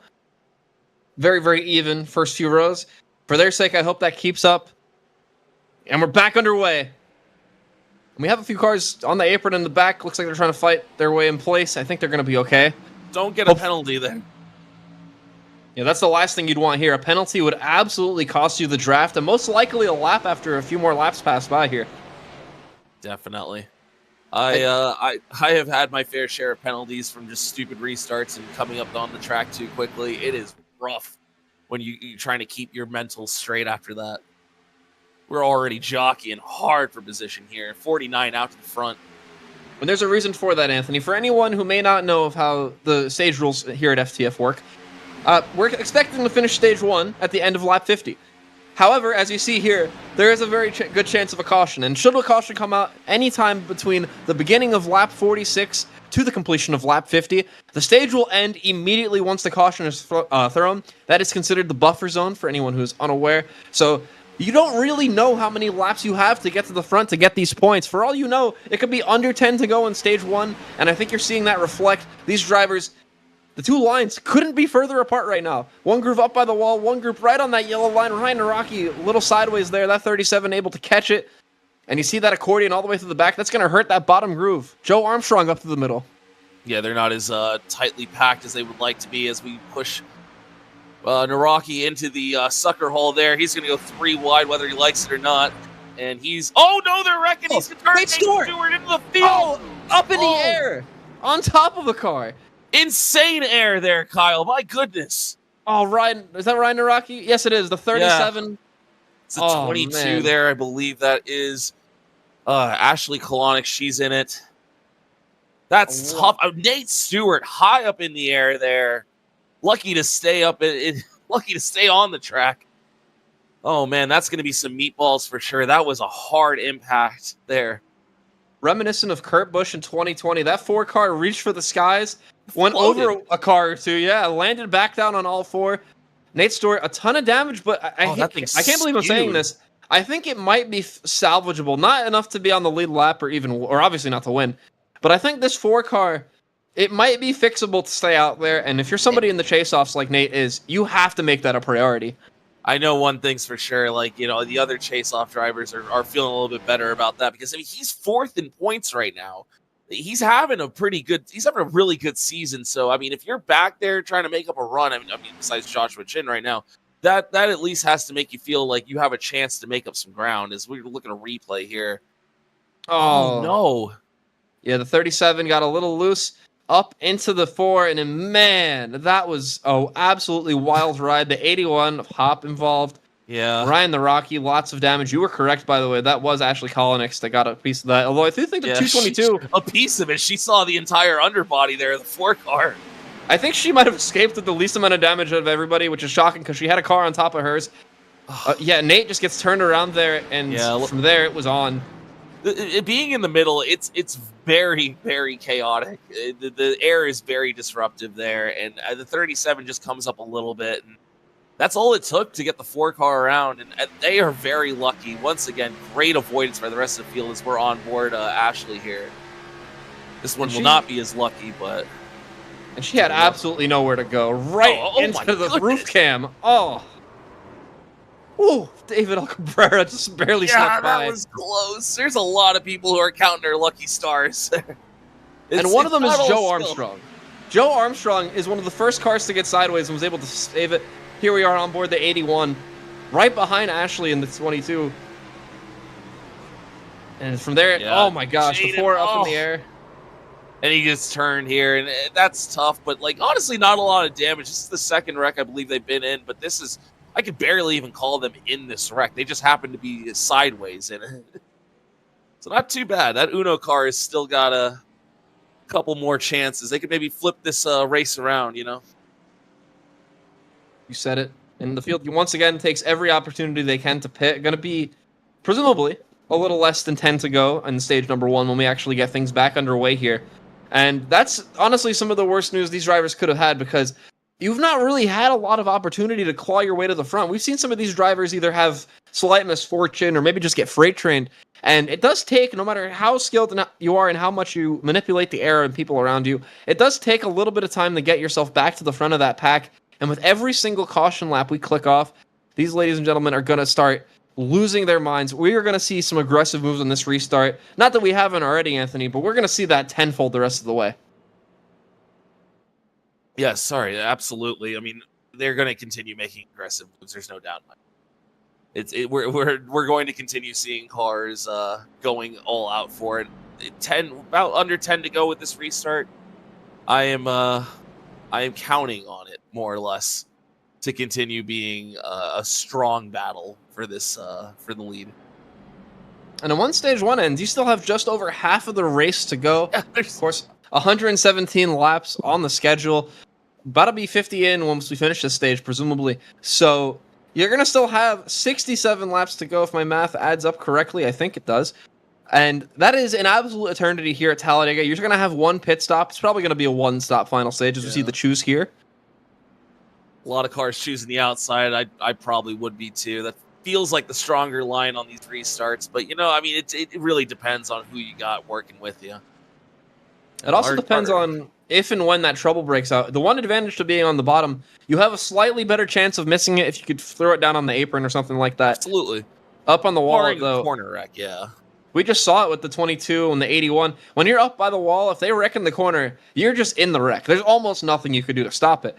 So I think we might see a bit of an even split as we actually come down to the end of the race itself. Here in stage one, though, the drivers putting themselves in the best possible position to win this stage, or at the very least score as many points as possible. Daniel Falkingham, your leader, the 63 of Jake Nichols alongside, and that 43 and 22 for that matter, ever present at the front of this field. The Seth Knoll, another car that's been dominant today, not too far behind. Yeah, there's a lot of strong cars back there as we see the 21 of Michael Guest. He was going a lap down before that first caution. Now he's all the way up into 8th. David Cabrera, Sebastian Marin's had a great run today. And our pole sitter in the 77 back there in 13th. I don't feel like I've talked a lot about that car since the start. And there's been a lot of people kind of jogging around. I mean, you see 14th and 15th, two other chasers. And Kevin McAdams, who, he loves to come near the front and then say, all right, see you guys, I'm going back to the back. So we'll see what his strategy is now that we got the stage coming up. And then Chris Wetz, who we've also seen bounce around the front to the back. And here in the FTF Cup Series at these tracks, Kevin McAdams is going to be somebody that's, at the very least, in the running for a good finish when it's all said and done. And I think having that confidence is why you see Kevin throw the anchor and get to the back of that pack. If he can keep that 26 car in one piece, he knows he's going to have the speed, the know-how, and probably even the help to get back to the front. And that's an absolute luxury here at a drafting track like this. There's so much racing left, Kyle. In the wise words of our good friend Tristan, there's a lot of hockey left, buddy. There's an astronomical amount of hockey left in this race. We have got so much racing left here. A lot of action, a lot of strong cars. Oh, man, so much time here. Well, one thing's for certain. We're going to have 10 laps to go in stage number 1. Don't forget, the buffer zone kicks in the final 5. Hopefully we don't have to use it, but if we do, it'll be playing out then. We're back underway, and a huge restart for Falkingham. Oh, yeah. He got out to a whole car length ahead of the 43. Going to pull up to that high side. Nichols is still going to have a run. Does Jake follow him, or does he make a move for the lead? I mean, you know how the momentum goes. I say go for the lead if you got it. 22 says, I got it. Might as well. The 43 falling way back there on the restart. I mean, Falkingham just kind of went. Didn't wait for anyone else. And via all those cars that pitted on the one to go, pardon me, a lot of more cars in that bottom groove than we anticipated based on the choose. They had a little bit of an advantage there, just didn't quite go in their way. And that high groove, a huge advantage right now. The first 6 or 7 completely clear of the first car on the bottom. And you got to be careful, because before you know it, this groove might be able to control the race. We've seen the runs they get, but if they stayed in line, which of course they didn't, they could theoretically control their own destiny. Jake Nichols, though, makes that move I was anticipating, takes the lead. Seth Knoll now on the bottom, trying to get some help from, I believe that's the 999. And now there's a third group, Joe Armstrong up on top. Joe Armstrong said, I want to make the third lane happen, and there you go. There's sucker holing the 99 car out. He's right behind Michael Guest trying to get to the lead. The 43 did not know where they wanted to go. No. Or pardon me, the 43 Wilkerson losing a lot of spots, going to duck into the high side, and now Joe's leading Groove for the middle, 3 wide up in the front. Yeah, the top line has completely disappeared now. That's only 3 cars. That's not going to be enough momentum to really be competitive. But then again, they're still leading out there as Nichols is out front semi-comfortably. Well, that's where that tandem comes into play. Michael Guest, he said, I don't know if I'm comfortable being in the third car in this lane, but he's getting a little bit of help from McAdams. An absolute Hall of Fame level push from Daniel Falkingham to get both of those cars out there, maintain that third groove despite the missing cars like you mentioned, and they're still in the lead right now. Both of them are still clear and can go to any lane they want. Although Michael Guest, an excellent job of pushing them, and now they have a lot more help. Look at the back camera here of this car, Jake Nichols 63, and you see more cars up there and more put together really than any of the other lanes. The only issue though is this is obviously the longest way around the track. Sometimes that gives a lot of opportunity for one of those cars to make a quick dive down in a corner entry, especially knowing they have all that help waiting in the wings. As you see now, they're 4 wide behind, they're almost 5. Tri-oval, Mike, that's not going to be safe. That was very dangerous, very risky.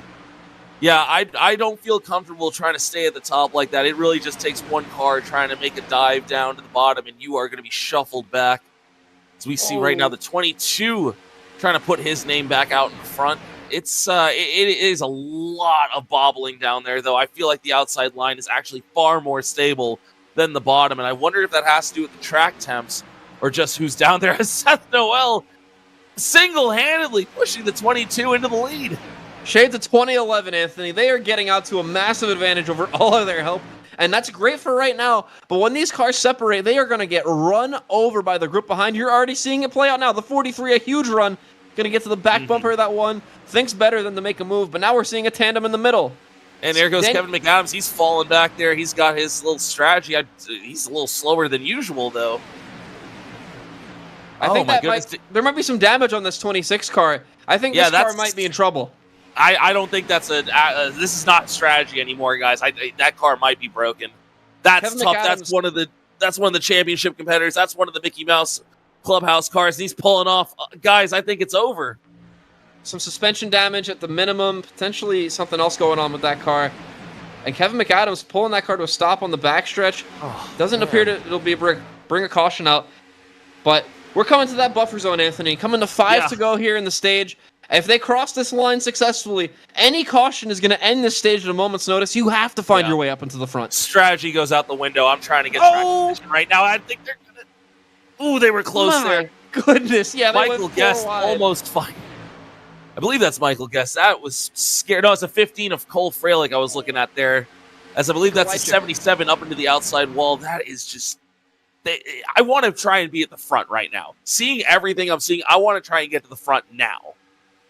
And if this is a preview of how this race is going to conclude at the end, we are in for an absolute treat. Joe Armstrong, a big send to the bottom. We just talked about that bottom groove, how you could dive it in there, and here comes the 43 to help. Yep. There's the 43 of Wilkerson. On the bumper. He's been so strong all day, and he's going to push that 22 right back out to the front. Fantastic racing. But yeah, like you said, Kyle, they are going to go from the top to the bottom and make some big momentum moves, and... I want to call them big money moves at this point, because that's where the money's made, is making moves like that. Well, if one thing's for certain, they're about to make up a lot of points if they can keep it together here. The 43 still on the back bumper of the 022, but right now, Nichols on the high side appears to have more of that momentum. That high groove a little bit more organized right now. That might change as we see the middle groove emerge here, though. Is that the 49 car up the middle? I believe it is. That is Sebastian. Yeah, pushing that 43 back up. There's some fantastic pushers like Falkingham and the 43 of Wilkerson are absolutely fantastic cars to have pushing you right now. There's some good cars that want to get to the front, but I mean, we are 3x3 now. I believe, who is on the bottom? Is that the 99? I believe so, yes. Yes, they are. They're not out of this either. That bottom line is definitely far more organized than it was a couple laps ago, as now you see the 43 going to the lead with Sebastian Marin pushing them. And, as you see a lapped car about to get past here.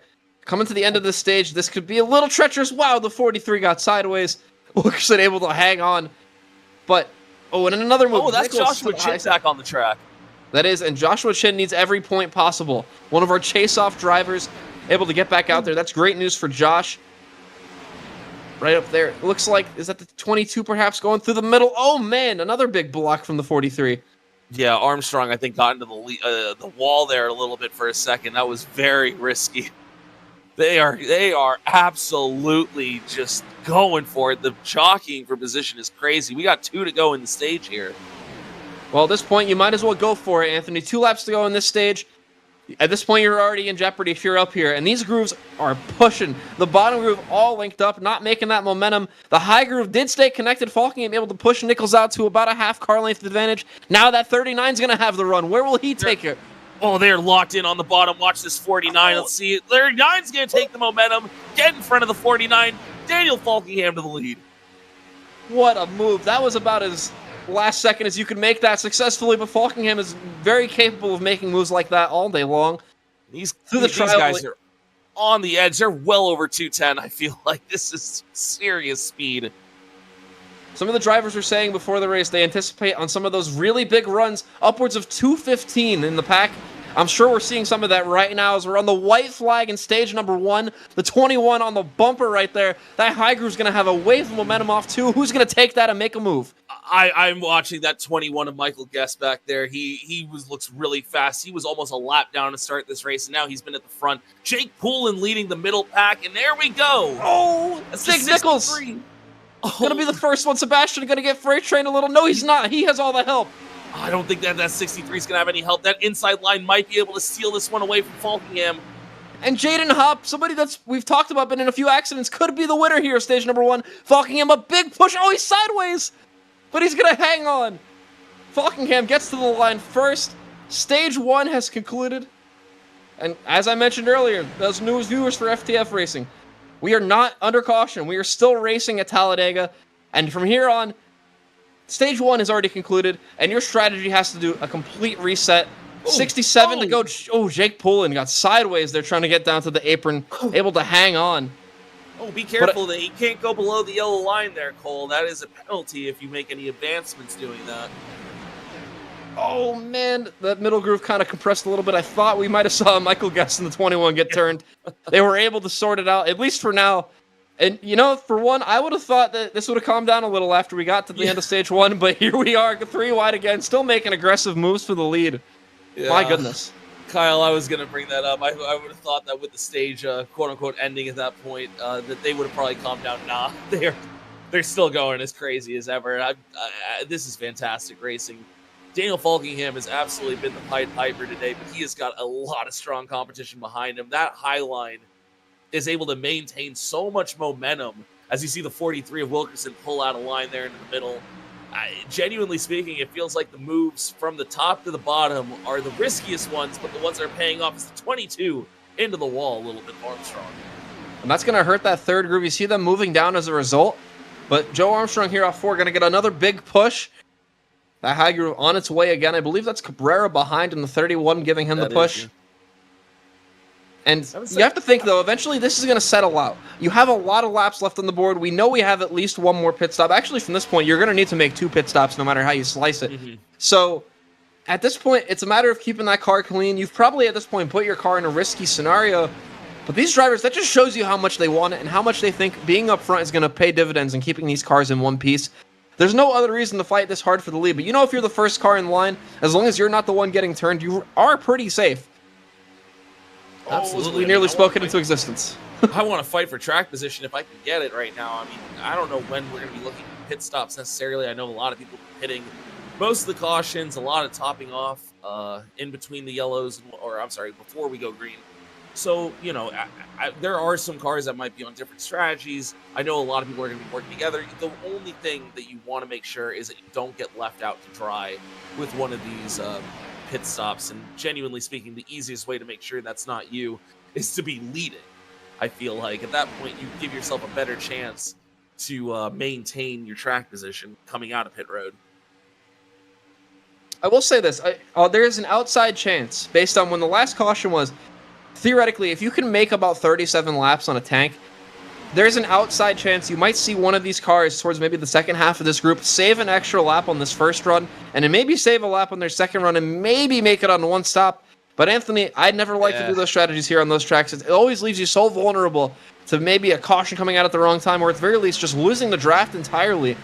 Yeah, it's such a interesting decision, and it could pay huge dividends, but it might cost you everything in the process. I have found that trying to save the fuel is just it's never been worth it to me. I mean, you got to know who you're racing against, obviously, but for the most part, I don't even like trying to go 75 throttle, honestly, around here. Like, for me, I'm only cracking the throttle if I'm not willing to make a move and take my momentum. A lot of guys so far have been willing to take the momentum and make the moves.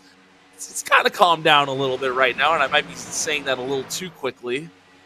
But yeah, I don't know if I wanted to try and save fuel. That is not my kind of game. That is not my kind of racing that I want to be a part of. But I know there are some drivers back here, more experienced drivers, that absolutely will take into account fuel saving.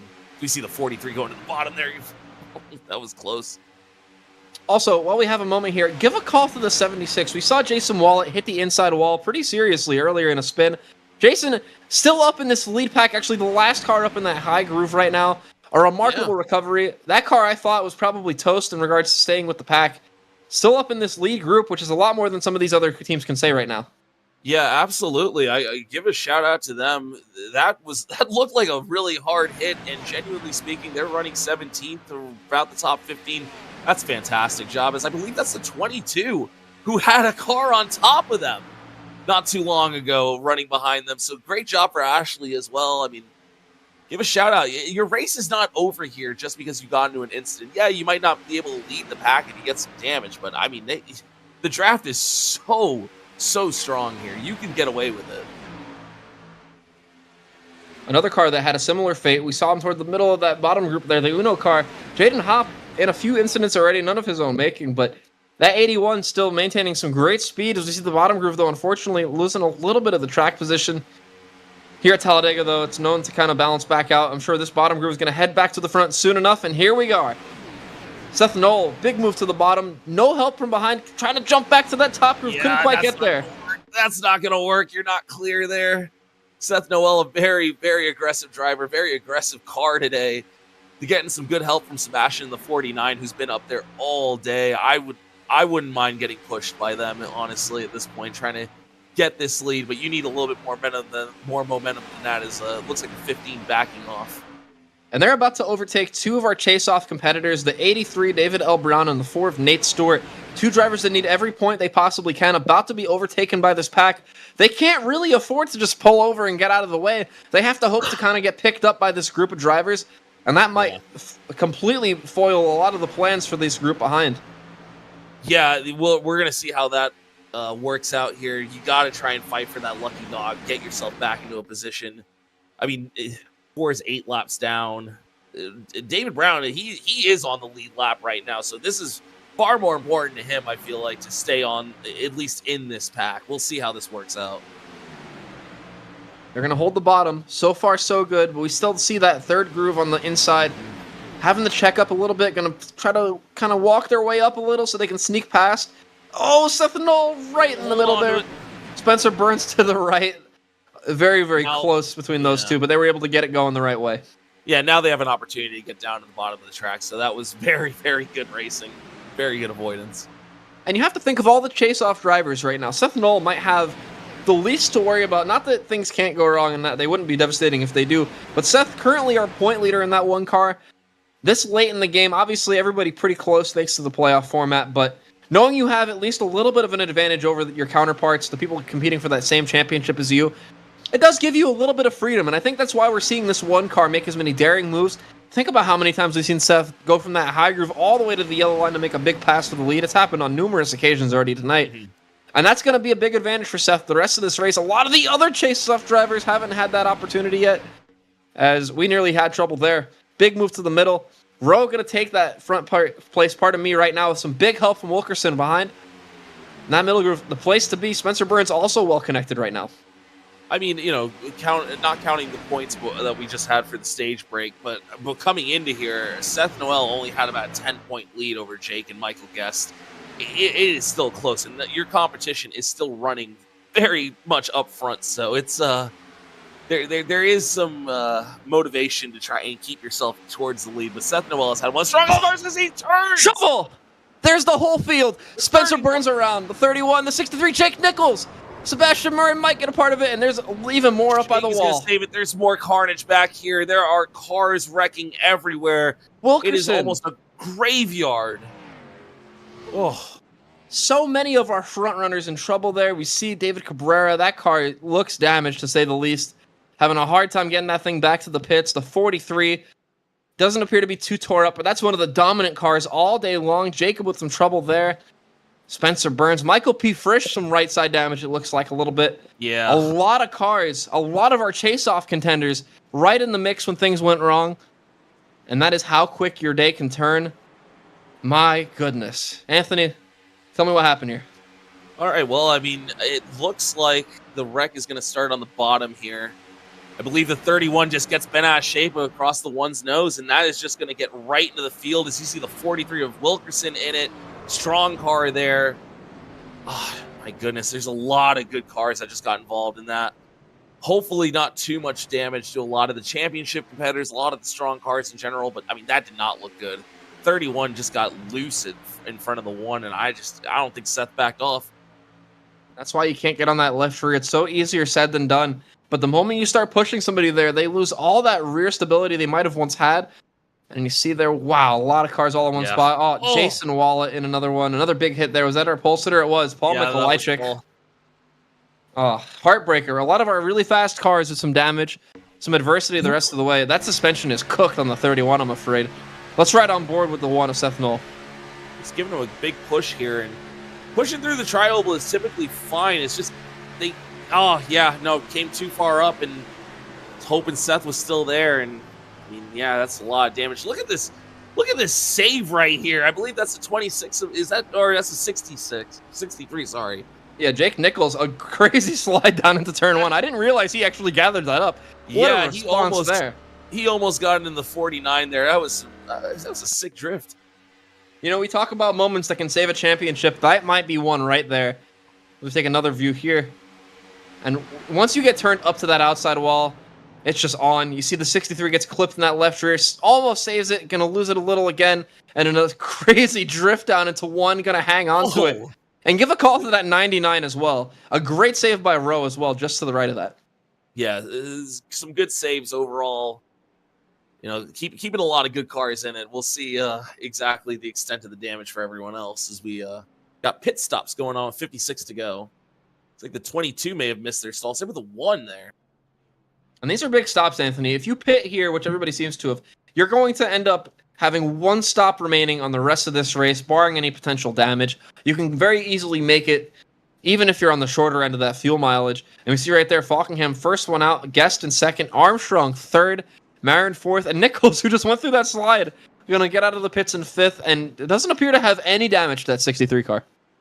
No, I think that they're fine. They might have a little rear end damage from getting clipped, but other than that, I think the car is more than okay. I saw a lot of guys taking tires there. That's we're going to get some more silly moves, perhaps.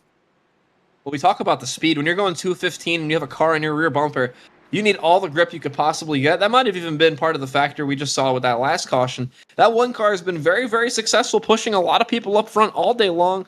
This is really, I think, the first time Seth has done that, and it's like ended up in resulting in trouble for anyone. So you have to think, as these tires begin to wear, they are absolutely going to be losing some grip. And even here at Talladega, where you're full throttle around the track more often than not, it's going to pay dividends, pardon me, if you have that car completely solidly underneath you, and you can get all the pushes you need, especially on the end of this race. God forbid we get a green-white checker, you're going to have a car in your rear bumper pretty much that whole 2-lap stint, and it's very, very easy to turn somebody around in those situations, as we just saw. Absolutely. Absolutely. All right. Well, it looks like the 81 car is going to benefit the most out of this. He, a little bit of a draw 4 moment and told everyone else to start drawing some cards. He's out in front. Nate gets around here. Stewart's a couple of laps down there. I know that. So Falkingham looks like he'll be P2, lining up on the outside as we're choosing here. He's going to have Michael Guest behind him. 22. Those are some strong cars that you want to have pushing. Again, I'd want to stay on the outside for this restart. I feel like the inside line has had some moments. We obviously saw that, I believe his last restart, Daniel Falkingham jumping out to a huge lead. But for the most part, I want to be restarting on that outside, especially if I have some of those strong cars that have been pushing really well all day. Also, just to recap on that last incident, it seems the only car we've lost from the lead lap completely is going to be the 31, which is no surprise, unfortunately. David, we saw broken suspension in that left rear after the incident. But it is pretty remarkable. I think everybody else is out there in some way, shape, or form. Obviously, some of those cars are a little more worse for wear than they were before. Namely, 77, Paul Mikulajczyk had a little bit of front-end damage. I think Sean M. Butler had another part of that wreck, a second one on the day for that team, unfortunately, and he was already a few laps down. So a lot of people with some damage out there, and that's going to cause even more disparity with the speeds. I think you're going to see some of these checkups become even more fierce, because if a car ahead of you has a little bit of that aerodynamic damage in the first place, and then you have all the momentum in the world on top of that, we're going to see some dangerous moves. We're going to see some pretty aggressive blocks. And as far as we go into this race, every single lap that clicks off, we are going to get 1% more aggressive every single time before it all boils over well, I guess boils over again would be the right way to put it, based on the race we've seen already. Yeah, absolutely. You know, I'd love to quote my one of my favorite broadcasters, DW, but there's a certain point when you get to this thing where you go, okay, now they're racing. They've been racing the whole time, but I can't imagine how much harder they're going to be going at this rate. We're going to be seeing a lot more desperation moves, especially with like a championship on the line. I don't know if I want to be making those moves or hanging out watching people make those moves. I don't think I'd have it in me to make them. As we know, only a few more races, a few more opportunities to make up points after this. So, especially at an opportunity track like Talladega, where so many of these chase-off drivers already face trouble in some way, shape, or form, there are points on the table, and you got to go grab them. And right now, Daniel Falkingham and Michael Guest are doing just that. Right now, second and third. Your leader, Jaden Hopp, somebody that's been in a few spins already today. That 81, though, still clean, still fast, and still up front as we approach the restart zone. And we're back underway. That high groove already connected, though. Anthony, I'm noticing that 49 not quite on the 81's bumper. No, he's not. Getting there now, but yeah, the high side is typically going to be the one that has the better restart. And Michael Guest pushing Daniel out front. You'll see the momentum really shift here once we get to the middle of the back straightaway. Much more even, though, throughout the entire pack. Let's not forget that last restart. It almost split into two packs. That bottom groove really didn't have the best of luck, I'd say. And right now, somewhat of a similar fate, at least as far as the speed is concerned. That high groove, as you mentioned, is rolling. Michael Guest right on that 39's bumper. Man, that is nerve-wracking. Watch that 39 dance around the corner. And he wouldn't have it any other way. That's how you make speed around this track. Oh, Jaden Hopp! Sideways, going to go down the pit road. Down pit road? I believe he did. Jaden Hopp in the 81 down the pit lane to avoid trouble there. Going to get it down the pit speed. I believe he won't be penalized for that if I'm correct. So the 81 going to be able to stay on the lead lap for now, but Jaden Hopp is going to need a caution. Yeah, I don't know what happened there, but I'm surprised that wasn't a wreck. Honestly, we got a third lane forming here with Wilkerson. Even with some damage, he is not out of this race by any stretch of the imagination. As we see Daniel Falkingham taking that momentum, he gets away from the 22, and now he's getting pushed to the lead. And yeah, I mean, Kyle, with like a bunch of cars that got a lot of damage throughout this race, we've seen this big pack kind of trickle down a little bit. Far less cars in here now. I mean, you got to know who's pushing you and who has damage, right? You absolutely must at this point, especially with the cars that are more beat up. You can probably see that a mile away once you actually see those cars up ahead of you. But it almost sometimes ends up being in your favor to push one of them because it's easier to stay connected, Anthony. A little bit more drag, potentially a couple less horsepower in those cars ahead. Sometimes those end up being really dynamic duos. Absolutely. I'd rather push one of them than be pushed, though, by them, to be fair. It all depends on how much damage they have, how much aerodynamic damage there is in general. And, of course, I mean, engine damage is a big thing. And that can be a huge problem when you're in these packs. You can end up overheating the engines. You see the 43 making a move down to the bottom of 39. You know, I mean, we don't know exactly what happened to Kevin McAdams, but I mean, odds are you get engine problems here, your race is going to be done very, very quickly. And it may very well have just been overheating. You see how close these cars are, all tucked up, and there are a lot of ways that could go wrong, a lot of ways that don't result in just an accident, as you'd imagine. As you see, still very aggressive all throughout this pack, and we just hit 50 to go. The clock's about to hit midnight, and it's about to be very, very dangerous for a lot of these cars if they can keep this up. You see right here, riding on board one of the many Doritos mobiles in the field. I believe this is the one car, Seth Knoll, right on the back bumper of the 49. From what we can tell, there is a gap. There is a gap ahead of that 49, but when you're inside that one car, there's no way you could know that. Of course, we're seeing it here from a few feet above. Take a look inside the car. All you see is a 25-foot spoiler and maybe a sponsor logo if you're lucky. Seth Knoll didn't even have that, and now he's going to the high side. Leading that groove, a big push from his teammate, Cosmin Ionescu in the 24. You're relying on a lot of the people around you and kind of the factors and your spotter and whatnot to help you make the right decision. But yeah, you can't see anything over that big old spoilers. I misquote Dale Jr. on purpose. Michael Guest, a little bit of a gap back to that 49 right now. I think Seth Knoll going to the third groove, a little bit of that side draft coming into play. That hurt that middle. And once again, the high line a bit further ahead starting to prevail. Just as I say that, though, Joe Armstrong going to lead a group to the bottom. That's both those Mickey Mouse Clubhouse cars close in tow. Oh, and Falkingham going to get left out to dry as they're checking up big. Whew. Yeah, I don't know if they were happy with that move. That got a lot of cars all squirrely there. That could have been bad. But yeah, Cosmin had a lot of damage earlier in one of those wrecks, so glad to see he's back up here, at least helping the one car. Just, yeah. Look at this. This is crazy right now. It's Falkingham battling for position with Michael Guest. If you don't like this, you don't like stock car racing. This is incredible. 3-4 wide for the lead. It seems like every 20, 30 seconds, somebody has the biggest run you've ever seen in your life. Oh, big move to the top. It looked like the 49 tried to cover on Joe Armstrong. That very nearly went wrong for everybody, but they're able to keep it pointed the right direction. Give a call there. Oh, the 43, another move. A push from Noel to the high side. Those two lock together. And they're going to have all the speed in the world. Cosmin not going to be able to get to the bumper of the 39. Not going to get to the bumper of the 1. They're flat flying. They are locked up. Who says tandem racing is dead? Oh my goodness. Can I get a speed check on them? Those two flat flying around Talladega here. The 43 goes back down the side draft. Oh, big bump. Oh, that got the one car way out of shape. We see a 22 almost into the wall. My goodness, they're 4 wide. I don't know if they know they're 4 wide, Anthony, and that sometimes ends in disaster. Being very cordial thus far, but now there comes a few cars up the middle to give some help. I think that was the 42 LeBombard going to duck to the high side and move around. You see there in the 42. Yeah. And that 43 of Wilkerson going to have to settle for about 15th. Oh, Seth Knoll on the apron. Oh, my goodness. Seth Knoll must have got a bad bump. Issue that we saw with his teammate. What's going on with the 1? He must have gotten hooked a little bit, Anthony. Did a great job on the apron, saving that. Didn't pull a Michael Waltrip from whatever year that was, 2016. Able to keep everybody else out of the mess. Oh, there's no moment of peace here at Talladega. Something crazy is going on every 5 seconds.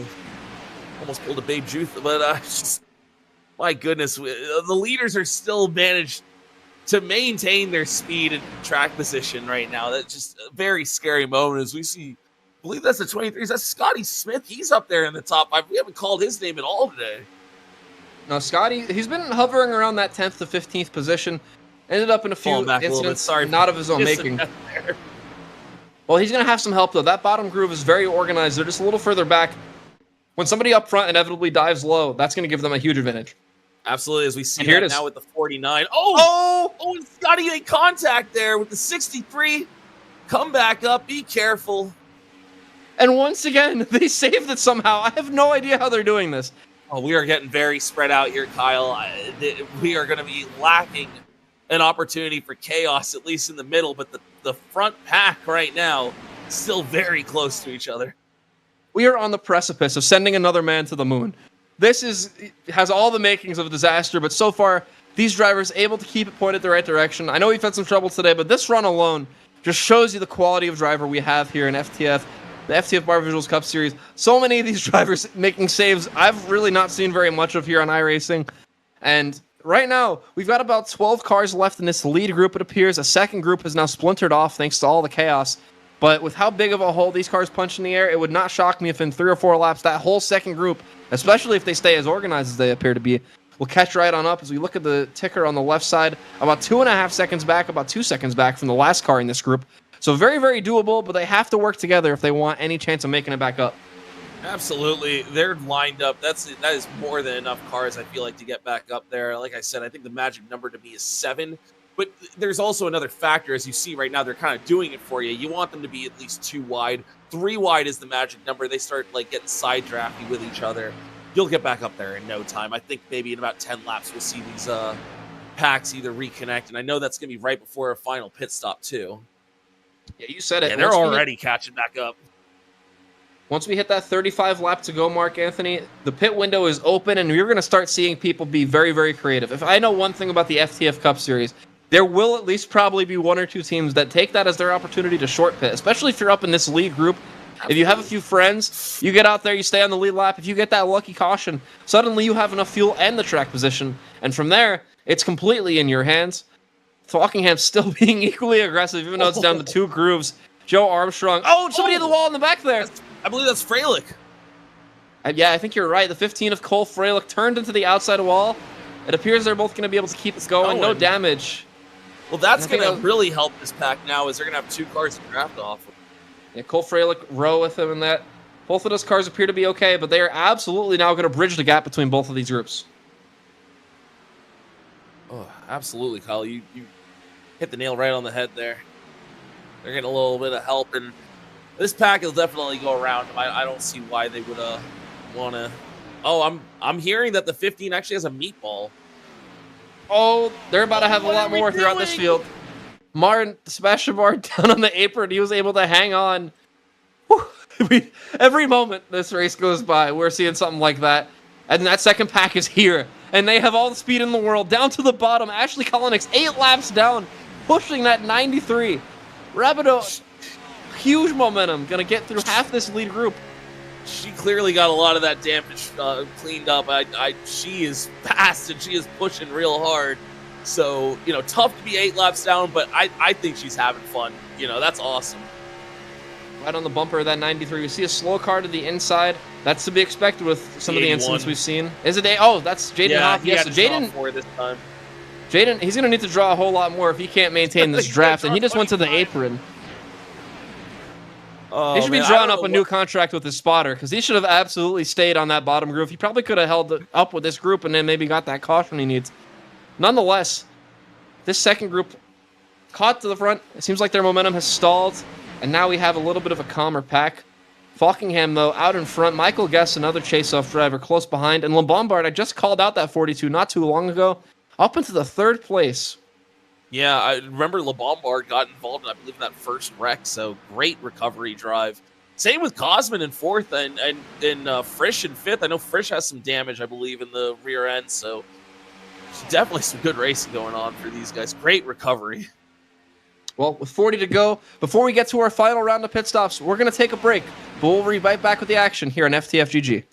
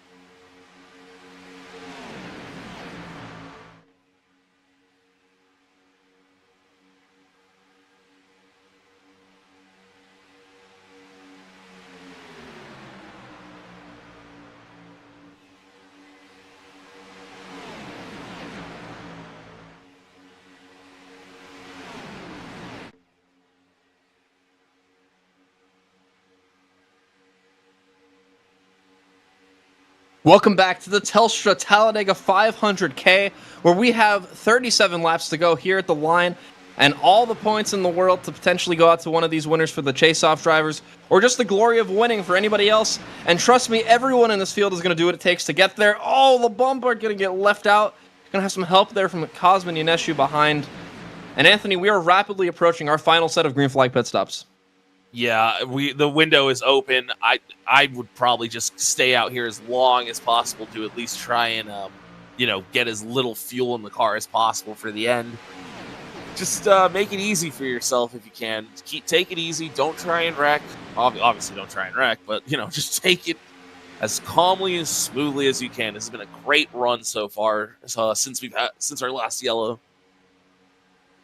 Seth Knoll leading that bottom groove after what we just saw. A nice save. Probably just happy to be in the pack, but Seth still damage-free, leading that bottom groove, getting a big push right now. I believe that's Spencer Burns right behind in the 06. I am correct, yes. And then Michael P. Frisch, you mentioned, battling a little bit of damage, but right now, third car in line. Michael P. Frisch, a former FTF 500 winner, somebody that knows how to get it done on this track. Absolutely. Frisch is one of those people that I would have picked, honestly, to be here near the front. Now, he's raced a pretty good race so far. He's kept it mostly clean, and he's kept it smart. Now he's up here. He's a huge threat. I'd want to work with him if I'm any one of those drivers that have been dominant today. I want to try and block him if I can. Right now, this is about as orderly as we've seen this race all day long, and I think that's a result of green flag pit stops looming on the horizon. We're at 35 laps to go at the line, right now, meaning pretty much everyone in this field can safely make it from here on a tank of gas. Granted, that doesn't consider things like potential green-white checkers, and as we all know here in FTF, with the possibility of 3 of them, you might end up needing quite a bit more fuel than you actually think. That being said, though, we're starting to see some more of these cars migrate a little closer to the bottom. I can't help but think we're very close to the next round of stops. Yeah, absolutely. I would definitely try and put a little extra in just in case of green-white checkers. I don't want to be caught out running out of fuel on the white flag. So, yeah, I don't think you're wrong here, Kyle. I think we're going to see pit stops coming up here soon. There's different strategies, obviously. Like I said, I want to try and run it as long as possible. Especially if a yellow comes out. You don't want to get caught out necessarily. You don't want to be a lap down either. Just keep it where you want. Speaking of pitting and speaking of being laps down, Jaden Hopp, we saw the 81 get lapped after that slide earlier. Ended up going an entire lap down just on speed. And then Jaden Hopp also elected to make that final pit stop already. So the 81 car currently 2 laps down. Somebody like Jaden needs this entire cycle to complete before actually getting a caution. Otherwise, that could be catastrophic. Absolutely. I think that's kind of, you're out of it once you're about 2 laps down, but you never know what can happen. There's a couple of cars lapped down. I know I saw Justin Malillo's name down there. He got some damage early on. He's lapped down. I know there's a couple of cars that are, we see one coming down pit road right now, but yeah, there's a couple of cars you want to try to, he has a meatball? Some damage on this 83, potentially wheel-to-wheel contact. That's usually what you'll see to cause that, especially here in these pack races. So that's going to have to get addressed there for one of your contenders for the championship. Yeah. Not a great day so far for David. Unfortunately, got caught up in a lot of those wrecks we saw earlier. Not of his own making, of course, just how it goes here at Talladega, but a little bit of a cursed day so far for David Elbrum. That's tough. I mean, he was trying to keep it at least in the top 20, I know. I mean, that's rough. I hate to see that happening. Nonetheless, we storm off turn 4. Will anybody elect to pit? It doesn't appear so. I thought Cosmo might have made a liar out of me, but he stayed right firmly behind that one car. And honestly, with each passing lap, anybody that doesn't find themselves in the lead pack is at a humongous disadvantage. Someone else who's in the chase-offs and is out of the pack right now, that's 71 of Chris Wetz, has lost touch with the pack entirely. In no man's land right now, no help whatsoever. That's someone that absolutely needs a caution as soon as possible, because if this plays out long enough, no matter what Chris does, this 71 is going to find itself a lap down, just like the 81 did of Jaden Hopp not too long ago. Yeah, I can't imagine that was the correct call there, but Wetz needs to have a good day. He's going to probably be hoping these guys will cause some trouble for each other as they're starting to get more lined up on the bottom. Kyle, this might be it right here. Maybe not. Well, there goes David L. Brown, who they're about to overtake. That may have actually, maybe made some people change their mind. It did appear like you were correct, and some people were shuffling to get into place. It doesn't appear to be the case this time by. Once they get past this 83, though, you can't help but think they'll consider, as we saw I think that was the 21, and they're wrecking around big there. wreck. In turn 1. Jason Wallet took a head-on impact into the wall. There were 3 or 4 other cars involved. The 63, Jake Nichols, another incident. Another Couldn't chase avoid off this one. Oh, and the 76. What an incredible recovery drive, and they are in it again. Oh, shades that of what breaks just my happened to heart. Falkingham. Not Falkingham, pardon me. Shades of what just happened to Cabrera. That suspension is killed. I feel so bad for Jason. Just an incredible job getting it back into the top 15, top 10. And for your day to end that way, that is brutal. But that right there, Kyle, means we are going to avoid green flag pit stops. We're gonna get one last stop here, potentially. Let's take a look at what happened here. They're 4 wide, and you see the 21 makes a big move up to the top, right behind. They're 4 wide as well. Oh, and that car in the middle. I think that might have been Nichols, actually. Yeah, it is. Right up into that group, unfortunately. And they're going to all hit the wall head on. That's Art Reimer in the 48. I'm not sure how bad Art ended up damaged out of all of that, but you have to think both the 76 and 63, tremendous damage to both of those cars. Let's take another look. You see Jake right in the middle. Art not all the way up by the wall, but he probably didn't know they were 4 wide, Anthony. No, I don't think he knew they were 4 wide at all. I think they were going for a gap that they both thought existed, and yeah, it looks like, I believe that's the 48 car. He just ends up getting turned around and getting into the 76 and a couple other cars. That's rough. Jake Nichols on board here. Yep, that's just a gap that just wasn't available. Christian Kendall, we didn't mention the 38, also getting a part of this. A lot of cars, unfortunately, at least get a little piece. Yeah, I hate to see something like that happen, especially a couple of strong competitors and people who have actively been there all day just trying to keep their foot in it. But, sometimes that's what has to happen. And, it's rough. It's part of racing. And now with 30 to go, they are going to get all jumbled up again, and they are going to be in position to start throwing some absolute haymakers with a final pit stop coming up. And another person we didn't mention that got a part of that, William Schmidt, the 79. A lot of right front damage. I think they also have a tire down on that car. So another casualty of the incident as we see our final round of pit stops, presumably. And here comes every lead lap car. A few less of them than there used to be. I see a few of them taking tires back there. I mean, I guess tires are a lot more important than I thought, apparently. So I believe it was David L. Brown potentially. That meatball may have been for tires, I'm hearing. So who knows? Exactly. I guess only he knows. I mean, we talked about earlier the high track temp here. You have to think that probably plays a factor, too, with the tire wear. Sebastian Murray in the first out of the pits. Falkingham in second. I think that looked like Joe Armstrong in third in the 022. So similar top 3 to what we were anticipating. David L. Brown, you see you back out there. I definitely feel like a fool saying you don't need tires. I feel like that's seen in Cars 1. Just, yeah, you do need tires, you idiot. Oh, that's rough out there. But you know what? I think David should be back on the lead lap. Matter of fact, I think he's currently the leader, technically. So, he's going to have to go to the back, of course. He did get his lap back. But the 83, at the very least, currently, first car, when he drops to the back. That worked out a lot better than Oh, the timing was impeccable. Yeah, he got lapped pretty much as soon as the trouble broke out, which if you're a driver in that situation, that's really all you could hope for.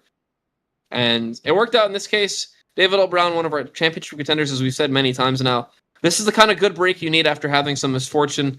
And he's going to have a lot of track position he has to make back up. But I think this 83 is very capable of doing that. I think David's the quality of driver that is going to have people trust him and push that car towards the front. And with the passing we've seen tonight already, Anthony, it isn't impossible to think you can get from pretty much last to maybe a top 5 position in just 2 or 3 laps.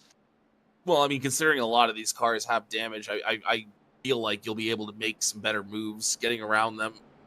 Honestly, I am just trying to set myself up to be around people I trust. I don't want to be with 5 to go with someone I'm not sure if they can give me the push that I need, as I believe we're not choosing here, but I want to be around someone that I know can give me the run that I need to put myself in position. So far, it seems like the best maneuver to get into that lead is be in the high line, which has been one of the strongest lines all night, and then cut down in the bottom coming into 3 or even into turn 1 if you're brave enough. But that seems to be the maneuver, and that's probably what we're going to see. How the person who is eventually going to win this race, how they're going to end up winning, at least in my mind. Well, it is coming down to it. We're going to probably have about 26 to go when we actually get back going here. And as we've mentioned, no more pit stops on the horizon. It is strictly about where you position your car, the people you have pushing you, and the people you decide to push. And with as many options as we've seen, 7 cautions already, a lot of torn up race cars along the way. You just have to think, at this point, you kind of know who your friends are out there. Obviously, if you have a teammate, that's somebody you're going to lean on. That's somebody that you know you can count on more often than not, at least until you get to the tri-oval, you'd think, on the last lap. But everybody else, we're seeing all sorts of cars come to the front, go to the back. It seems like the strongholds towards the front are the 49, the 43, and the 39. So if you see one of those 3, or the 1 for that matter, Seth Knoll, if you see one of those cars right behind you, you have to think, not only are they going to be a really good pusher, but they're also going to be really good at pulling on a line. And you don't want to find yourself on the wrong end of that, because you could lose all your track position in about 30 seconds here at Talladega. We've seen many a time here in the FTF Cup Series, cars coming off turn 4, potentially in the lead even, and finishing in about 6th or 7th, maybe even worse than that. It would not shock me if the same thing happens today. I myself was part of a very famous finish here, 2018. I think I was about 6th coming off turn 4 and ended up crossing the line first, so we might see a similar result to that today, especially with some of the pushes we've seen. Some of these tandems have been insane. Oh, yeah. Just about a 5 to 10 mile per hour speed burst at times, it seems. Yeah, there's been a lot of tandem drafting today that has looked very, very quick. Kyle, with all the talk of you actually having success here, I don't know why you're not out here trying to lead this pack, honestly. You know, sometimes you just have to realize when you're washed up, and I had that realization about 3 years ago, Anthony. As we get to the choose V, we see some indecisiveness. Ooh, that was a little close there. Don't want to hit that because you will get penalized if you hit that box. I think he did hit it, Anthony. I think that might have been the 63, unfortunately, that may have got crossed up a little bit on that. Jake Nichols probably going to get a penalty for that and find their 63 car at the back. That's not what you want this late in the race. There's still a lot of time. Like, a mistake now might not end your day completely. Obviously, a wreck will, but I feel like making a mistake in that regard, I think you can probably manage. As long as you stick with this draft, which has been incredibly strong, you should be good. As we're taking a look at the 99 here. Penalty for the row. Yeah, that was actually who hit that choose V. It was not, in fact, the 63 of Jake Nichols. So we're seeing here, row going to the tail end of the longest line, but still, like you mentioned, a lot of time to make things up. Honestly, if you have about 5 laps on a good push, anything's possible. And absolutely, we've seen a lot of drivers show incredible speeds. For instance, like, let's just look through the field here. We talked about this heavy hitters already. Cosmin Yaneshu's had a great job, or done a great job pushing a lot of his teammates today. That 24 could find itself in a great spot when it's all said and done. Look a little further back there. Seth Knoll back in 8th. We haven't talked at all about Nathan Rabidou. That 93 has been kind of hovering in the top 10 a lot today. Nathan Rabidou, a very accomplished racer at these tracks as well. You see that beautiful 93 right there on your screen. That's currently in 9th. Michael Guest, our pole sitter. Paul Mikolajczyk is in 11th. There's a lot of people, Anthony. Jake Poulin back in 12th. We got Reimer in 13th. And then we got some championship competitors, and Michael P. Frisch and David Brown rounding out your top 15. There's a lot of good cars in here. Some of them with damage, some of them looking to just kind of hold on.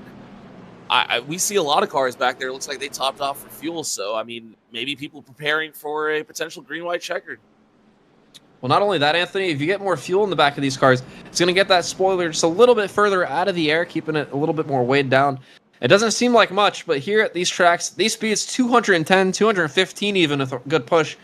It could be all the difference between maybe ending up 1,000th of a second ahead of the car behind you or 1,000th of a second behind them. Absolutely. Pace car going to peel off. And we're going to have just over 25 to go. This might be the first restart where the outside line might not be beneficial. There's only 6 cars up there. It is a fast group of drivers, though. That's pretty much a lot of our chase-off drivers all in one spot. As we're back underway, 26 to go at the line. Sebastian Marin shot out of a cannon, a huge lead already. You can get right up in front of Falkingham. That duo has had speed pretty much all race long. Yeah, I would definitely want to try and carry the momentum and carry it with Daniel Falkingham if I can. But Seth Noel says, I do not want to be behind anybody. He's leading the third lane very quickly. We'll see if Daniel will try and block that. They already fan out 3 wide through pretty much the entire pack. Joe Armstrong in no man's land, no real help. But here comes Spencer Burns for a push behind. Down into turn 3 they go. Cosmin Yaneshu getting pushed from Wilkerson in the 43. Well, Bombard close behind. Ooh, Cosmin, a big save.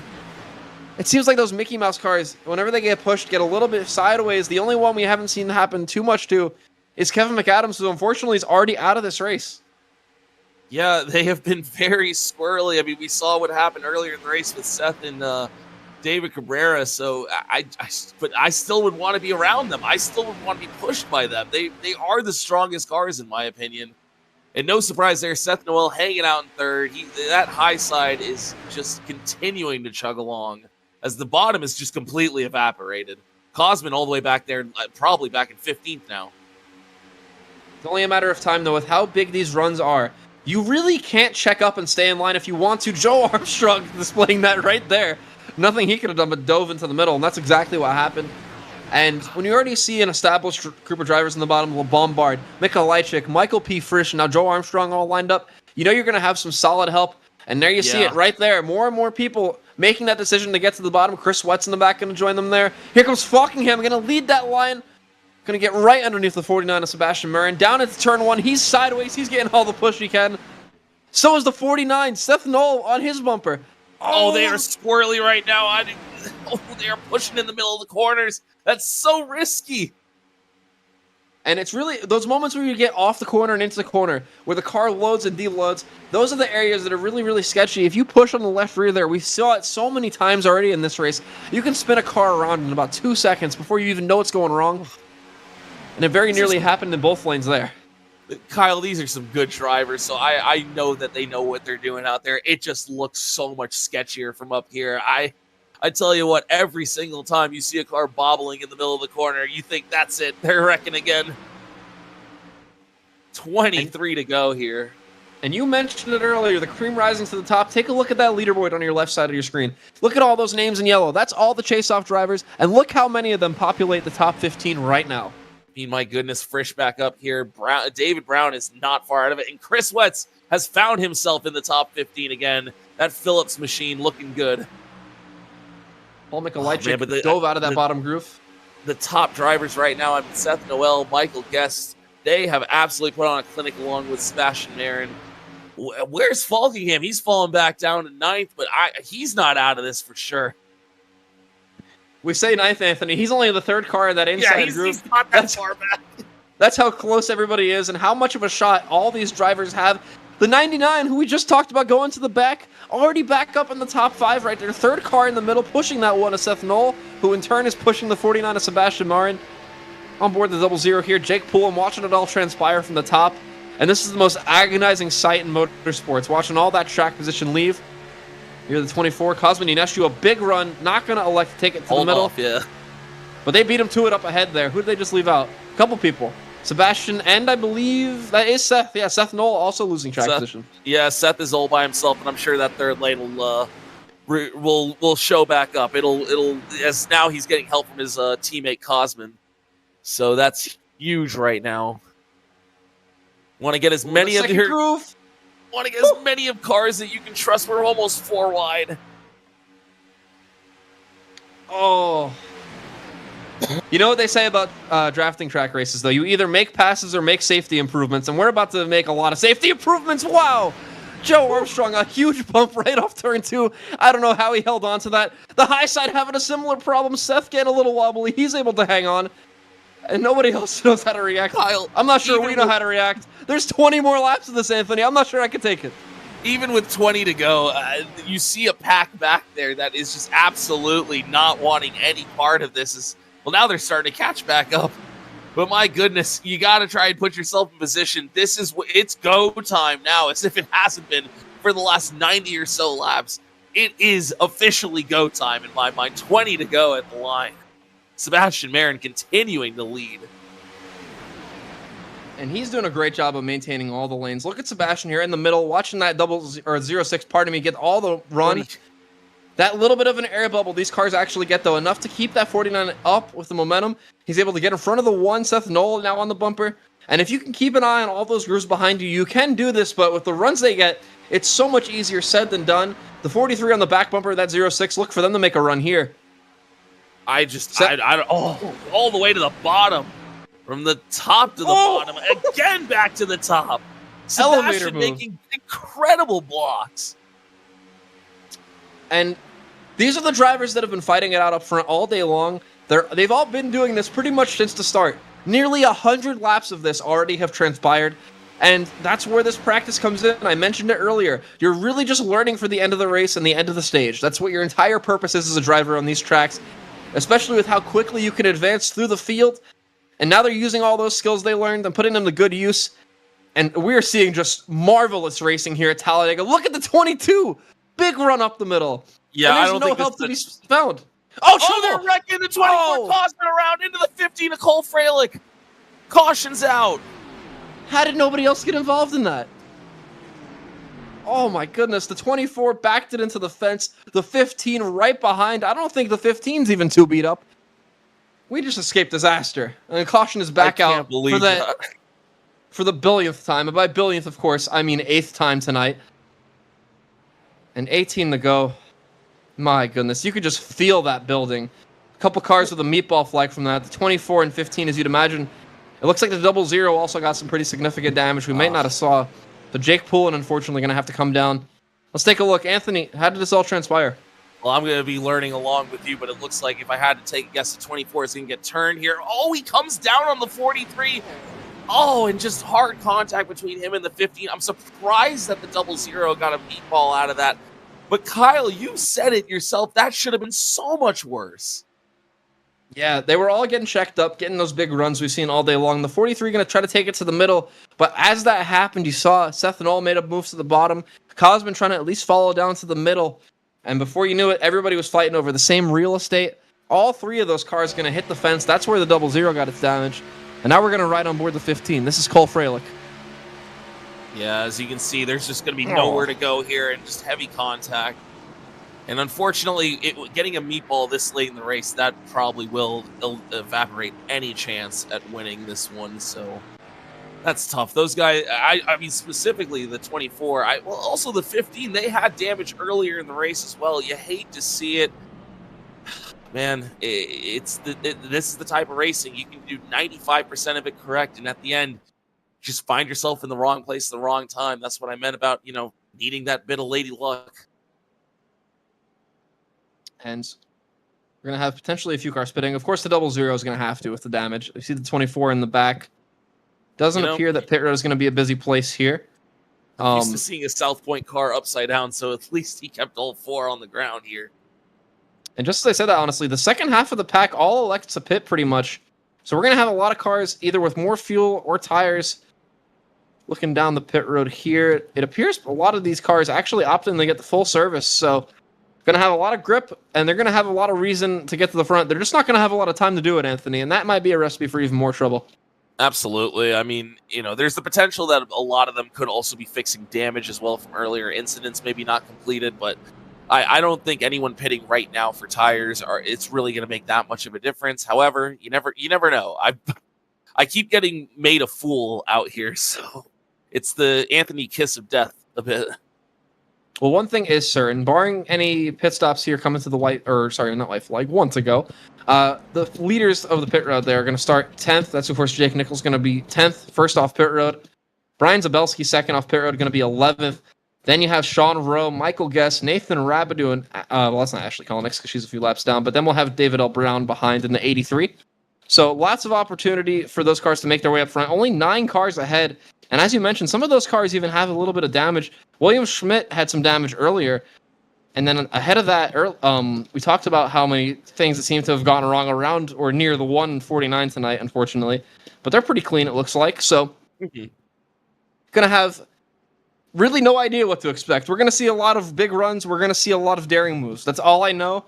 From there, we're in it together, and I can't wait to watch. For anybody that's tuning a little late, this is, of course, the FTF Cup Series, the FTF Barr Visuals Cup Series, I should say, here at Talladega for today's race, which is, of course, the Telstra Talladega 500K. I'm Kyle Riley here with Anthony Dietrich, and we're bringing all the action to you. And boy, have we had action to show you, because this race from start to finish has been absolutely wild. I expect nothing less with these cars here at Talladega. The Gen 6 car always puts on a show. The runs and the pushes they can give to one another remarkable. We see the choose this time by, it appears. So we're going to have a little bit of split decision. A lot more going to the top than the bottom, though. Yeah. Daniel going down to the bottom. See the 22 as well. I've said it time and time again. I want to be restarting on the top. I feel like that's been the best lane for the restarts, especially once you get the momentum out of turn 2 down the back straightaway. You really can get that run, block off the bottom if you feel like it. But who am I to question what Sebastian Marin's been doing today? Fantastic run. Feel like they've been pretty much dominating the runs here late in this race. The 39 has been strong all day. Seth Noel has been up here all race, it feels like. Same with the 43, the 22. LeBombard has been up here. There's been a lot of drivers that have been strong. And then you have other ones who have just kind of shown up here late. I know we talked a little bit about Burns. He got into an incident early on, doing a great job to make up some ground. I believe this Art Reimer, in 9th there. And a Rowe, I don't think we've called their name since lap 30 in the top 10. So great to see them back up here. Sean Rowe, a great recovery. We talked about the penalty on the previous caution before this. Already got to the front in about 3 or 4 laps, so it can be done. And we're going to see a lot of drivers try to do exactly that. The remainder of this race, going to have 15 laps to decide it all. As we all know, this track, just over 2.5 miles, about a 50-second lap time. And trust me, when you're behind the wheel, those 50 seconds feel like they're 20 seconds, at least until the last lap. It's going to start clicking off laps very, really quick. And then once we get into the single digits, Anthony, it's going to be a light switch. A light switch is going to go off in all these drivers' heads, and they're going to know they have to get to the front now. There's no more time to wait. Even right now, with 15 to go, you can kind of bide your time, but once it gets to 9 or 8 laps, you know you have to get to the front. One caution could knock that down to a green light checker, and before you know it, you might just find yourself a little too far out of contention to actually do something on the end of this race. Pace car off turn 4. Yeah, Kyle, track position's important here, and I still want to be at the front no matter what in this restart, but I know that a lot of these stronger cars back there, they can absolutely work their way through this field. It is not over yet just because you're in 15th or further back. So we head towards the restart zone. Field heading through the tri-oval, very close together again, but there is a little bit of a gap there to the 22 of Joe Armstrong. Interesting to see how that might affect things. As we're agreeing, the 49, once again, an incredible restart. But the next 2 cars in the bottom able to have an equally good start. Joe right on the bumper of Falkingham. Sebastian going to try to cover that second groove and is able to, but right now Falkingham going to be to his inside. And those 2 are hooked up in a tandem. Oh, look at this. The 48's all the way back up here now with Art Reimer. So he has found himself up into the third in line. And he's given a great push now to Falkingham. But that outside line, I'm telling you, that momentum on restarts, that's where you want to be. And once again, the 49, class of the field with Seth Noel behind him. And you see right there in the middle, it's Jake Nichols getting freight train, losing a lot of track position right now. Going to try to duck in front of Wetz. Ooh, close one there in the back. For the lead, it's equally close. That 49 trying its best to hold on to both lanes. Seth Noel right on Sebastian's bumper. That bottom groove, though, getting a big push. Falkingham not quite up to that rear bumper, though. If you could just get some side draft on that 49, you'd have to think they had a chance. And they might have it now. Oh, Frisch getting pushed out of line, but that third line is getting formed up there. Nope, he ducks back down to the bottom. Still too wide for the lead here as they separate by multiple car lengths now. And here comes the 43, somebody that's been up front all night long. Wilkerson to the bottom, almost had some help there behind from the 999. Unfortunately, Rowe not quite clear. And now Rowe getting freight trained in the middle. Watching spots pass left and right. Potentially duck in line on the high side there. Elects not to. But yet the 49 remains. What an electrifying move there by the 43. I told you that might be the winning move late in the race by somebody in the top 3. I have to imagine they're plotting and scheming right now, trying to figure out what's going to work. And that high groove, very, very bunched up here. I think you're going to see the 1 have a run. He really can't not take. He's going to get pushed through the back bumper of the 49 if he doesn't. Oh, you see right there? It's all playing out. He decided not to, and it almost resulted in a wreck. And now the bottom's having the same thing. That 22 is very squirrely as we see the 7 of Burns coming down to the bottom. He's going to try and block the 43. I know it says 06 on the car. It says 7 on the side. I'm just going with what I know. Michael Frisch Michael Frisch almost got put in the wall. Guest almost got put in the wall too, and that's going to completely ruin the high side. They're dropping like a rock. The 06 going to pull up. He is the leader right now. Wilkerson on his bumper, and Sebastian right now has got settled for third in that 49. Can he use that immense speed to get back to the front? Will Seth Knoll finally take an opportunity to use that runoff 2 here to make a move? I have to imagine that they're going to continue trying to make those moves. It's just going to get more and more squirrely. They are not comfortable at all, as we see Paul getting a little bit of a Mikolajczyk, thank you, getting a little bit of run back there. He's trying to make it to the middle, as now Marin back down to the bottom with Seth Noel. They're going to retake the lead.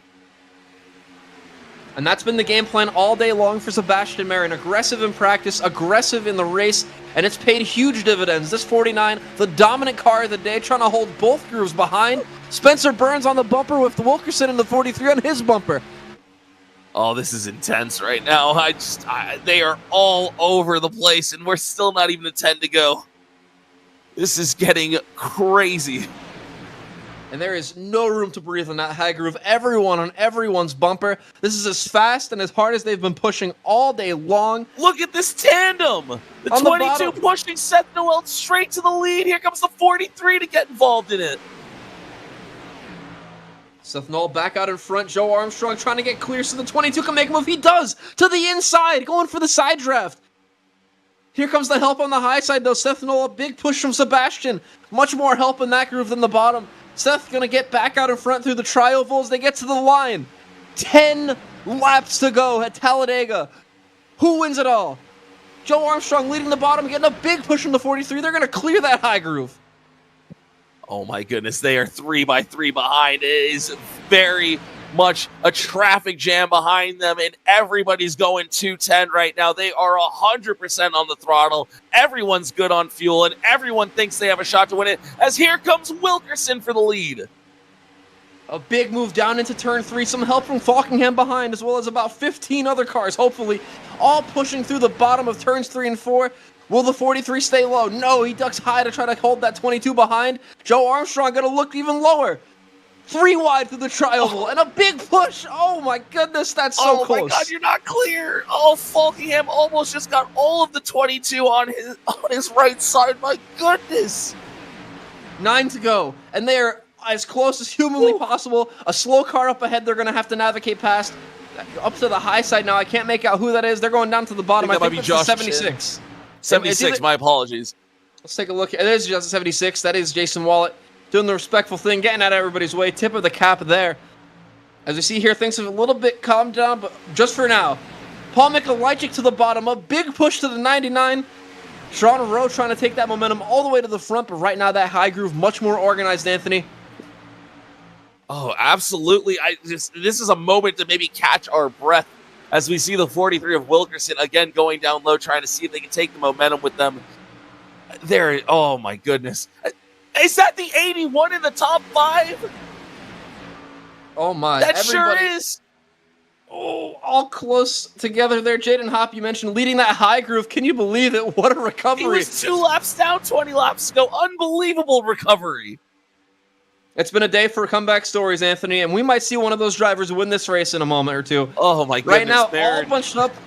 Oh man, Stefanola getting a push. It is so hard. I cannot verbalize how tough it is to keep the car underneath you when you're getting pushed that hard on corner entry. Oh my goodness, the 49 jumps sideways. He's able to hang on. They're 3 wide off 4. He is in the sucker hole now, though. He's getting no help as the top, led by Seth Noel, getting a big run for a push from Falkingham. As now the 99 goes to the top. And oh my God, we got 7 laps to go. I did not do that on purpose. Wild racing here at Talladega. 3 by 3 behind. Right now, 3 leaders pretty orderly up towards the top there. But you know that's about to change. The 22 lagging back a little bit. Joe Armstrong about to get a monster run on the 43 of Wilkerson. Oh, they're wrecking behind. Oh, here we go. Jaden Hopp, Spencer Burns, many others. Scotty, the 63 Jake Nicholson, another one. Michael B. Chris Wetz, Ashley Kolonix, Nate Stewart. Nate Stewart in this one again. Oh. So many of our chase-off drivers. Kyle, you felt like it was going to happen sooner or later, right? Oh, you know when you play Sonic and you're underwater and you just hear the music going off? I heard that whole last run, Anthony, and it finally came to fruition. They finally couldn't hold on any longer. It looked like Jaden Hopp got a push, and that 81 jumped free. Nothing Jaden could do to hang on to it, and in the middle of the pack like that, you just know that's a recipe for disaster. Ashley Kolonix, multiple laps down, kept it all front all day long. Let's take a replay here. Look. Yeah, you see the push from the 42 there onto the 81, and 06 just kind of backs out in the middle, and it all hell just breaks loose there. Oh, that's tough, man. The 81 works so hard to get back onto the lead lap. You see the 71 of Chris Wett's championship competitor. He's in the grass. Hopefully not too much damage. Let's take another look at it. It's all going to start with that big bump there. Spencer Burns, a big push to the back of the 42. Then a check up ahead. Just nothing anybody could do. Really not anyone's fault in particular, I don't think. But then he saw there also the 4 got clipped as the 06. Spencer Burns barely going to clip him as they go by. And I think that broke the suspension on the 4, knocked the toe out, maybe broke a toe link entirely. And that actually caught up a lot of those other cars like the 71. You see here, keep your eye on that 06. Going to hit the 4, and I'll watch the 4. Beeline to the inside, and that's what's going to get that second group of drivers all caught up, Anthony. Absolutely, yeah. That's going to destroy whatever is left of Nate's car, and that's tough for a championship competitor as you ride on board here. And, I mean, just take a look. You see the trouble happening. You think you're clear, and boom. Nowhere to go, and the car, you just got no control there. Little bit of contact with the 71. You can see the damage done to the suspension there. An already tough day for Nate Stewart gets a little tougher. Jaden Hopp in the 81 up in that high groove, checks up as best he could, gets that big push, and from there it was on. Gonna hit a lot of these cars on the spin down. Oh, big hit there. That's probably gonna be the one that causes the most damage. And that was Jake Nichols in the 63 that hit him. So you have to think Jake Nichols also gonna be worse for wear after all that. Feels like a situation of just kind of, you don't want to push the pusher, and I'm not really blaming anyone here, but definitely a lot of pushing going on and just nowhere for it to go. I mean, you saw the 06 pull out there with the run that they had. And honestly, a good move that just didn't work out. Oh, a lot of contact there with Ashley. That was the first car that Nate hit, I believe, on his way down. Yeah. That's tough, but you know what? I don't think that's the end of it. Are we going to get a green-white checkered here? Potentially. Regardless, I'm not sure if we'll get it on this attempt, but I don't think they're done. The way they've been racing, the way they've been able to get so quickly up to speed and get these runs halfway through the first lap of a restart, I genuinely don't think that they're done. There is a lot of desperation moves being made and a few more cards still in their hand that can be played right now. Well, one thing's for certain. The aggression's going absolutely nowhere. No. We've seen so many times today. This is our 9th caution. Significant amount of damage in most of those 9 incidents we've seen. And yet, we're left with so many cars still with a chance at actually competing for this victory, Anthony. Right now, scoring showing 24 cars in the lead lap. I'd wager about 21 of those are actually up to full speed. So, a lot of things can change in a very short amount of time. If you're one of these chase-off drivers, like hypothetically any of the ones up front, especially if you've been relatively damage-free thus far on the day, you have to think you're not out of the woods yet. If you're Seth Knoll, for instance, right now in 4th, you have to know if you get turned around. Right now, Seth's our point leader. He can go from leading the points to about 5th or 6th most likely if this car gets tore up enough. And having that thought in the back of your mind while also simultaneously trying to win a race, it's unspeakably difficult. Absolutely. As we get to the choose. Absolutely, Kyle. I mean, there's so much going through your head. I'd rather, obviously I want to win a championship, but I'd rather be in a position where I don't have to think about it. I'm just going fully for the win right now.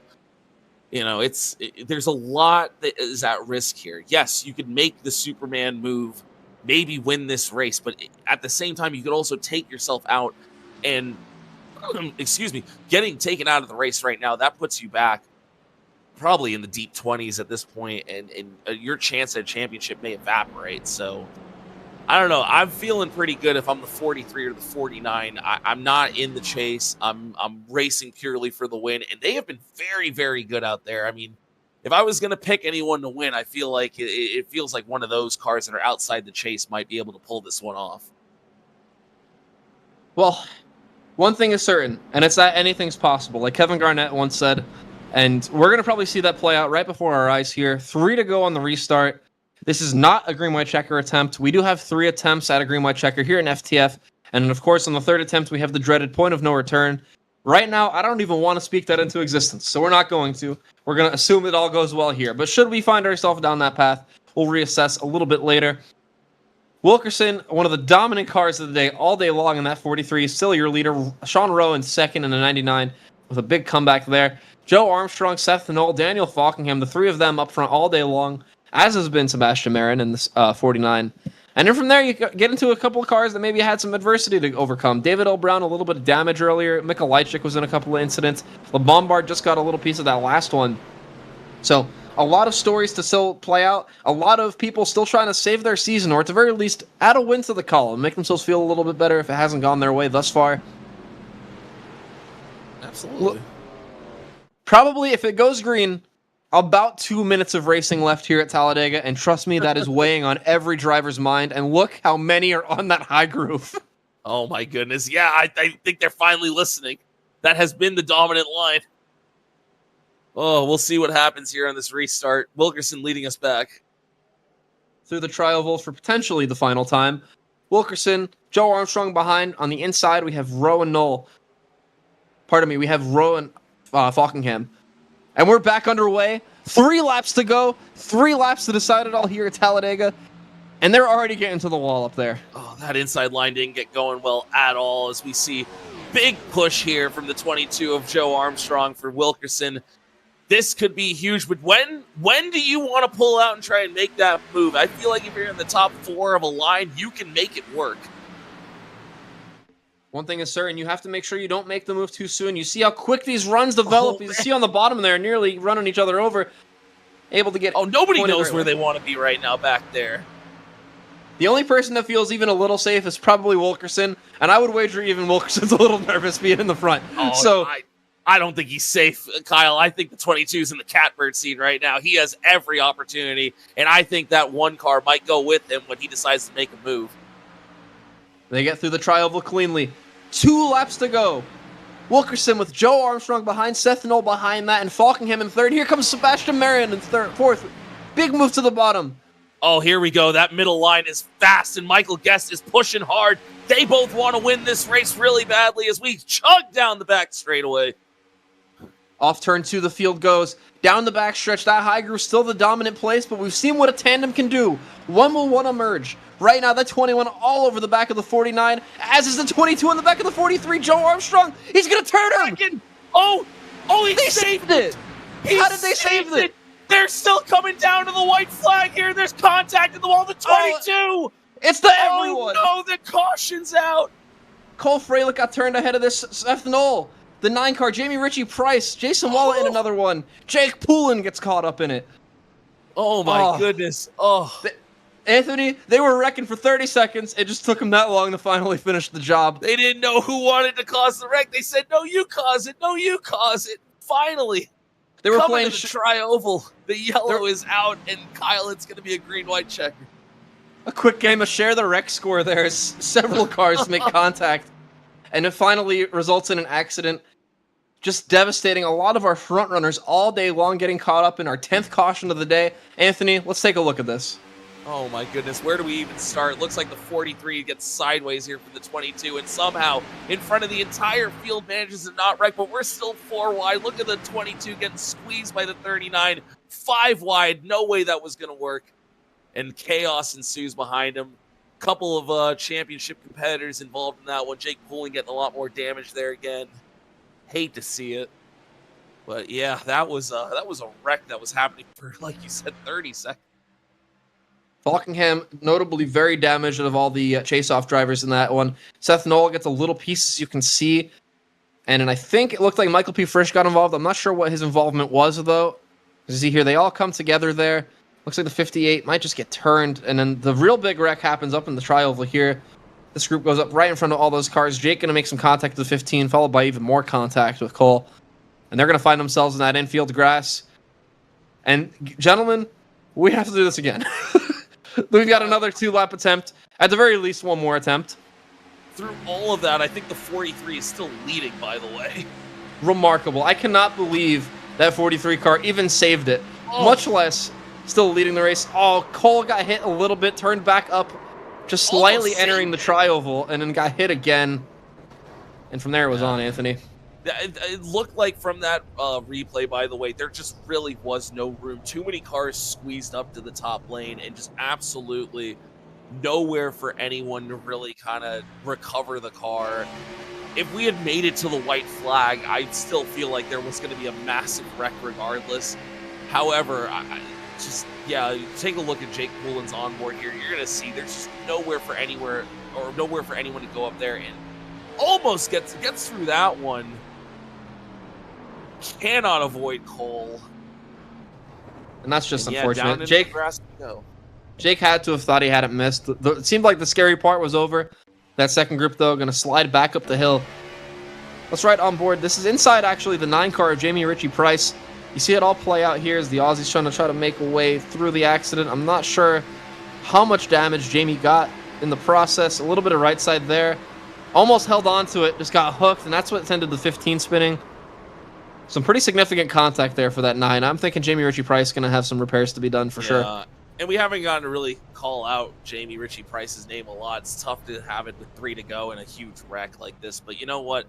Good recovery drive. I noticed them riding around in the back most of the race and off the pace at times without a draft. So, hey, you got to get there when you get there and take any opportunity you can. You never know when it's your day. And that's the risk of trying to play it safe. You stay in the back specifically to keep the car in one piece, which to this point, Jamie has done. But once it comes down to it, the end of these races, there's just nothing you can do to avoid it. You see the lights on right there, and that is because the caution's out. We are headed to overtime attempt number 1, hopefully of 1.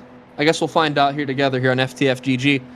But now feels like an appropriate time to maybe discuss the overtime rules here. So for anybody who might not know, we do have 3 attempts at a green-white checker. If hypothetically we are to crash before we get to the white flag, we'll rack them up and try it again until eventually we make it to the white flag, or on our 3rd attempt, we begin what's called the point of no return. And Anthony, what that means, we're going to be doing 2 laps, and what happens, happens. If they all wad them up, we're just going to keep trying to do the 2nd lap anyway. As we see, I think we took the choose there. We did. So a lot of cars making up a lot of track position. Almost every leader elects the high side. So that's a very, very interesting decision there. We're going to end up with a little bit of a shuffle up front. Sean Rowe going to lead that inside groove. Seth Knoll behind. David L. Brown behind that. And then take a look at that 4th car on the inside. That's that 76. Jason Wallet. What an up and down day. That 76 had some trouble early, recovered greatly, was up in that lead pack, got turned a second time, and now that 76 finds itself back in the top 10. Yeah, your day's never done, apparently. You see 2 cars behind him. That's the 81 of Jaden back there. Genuinely speaking, there has been just a lot of cars who have found themselves in trouble, who are still up here with a chance to win. So, I mean, day's not done just because he got a little bit of contact, but I'll tell you what, there's a couple of strong cars that are way back there. I think I see Daniel Falkingham way back there at the end of the line, if I stand correct. Behind Jake Poulin. You are correct, yes. So the 39, not out of it.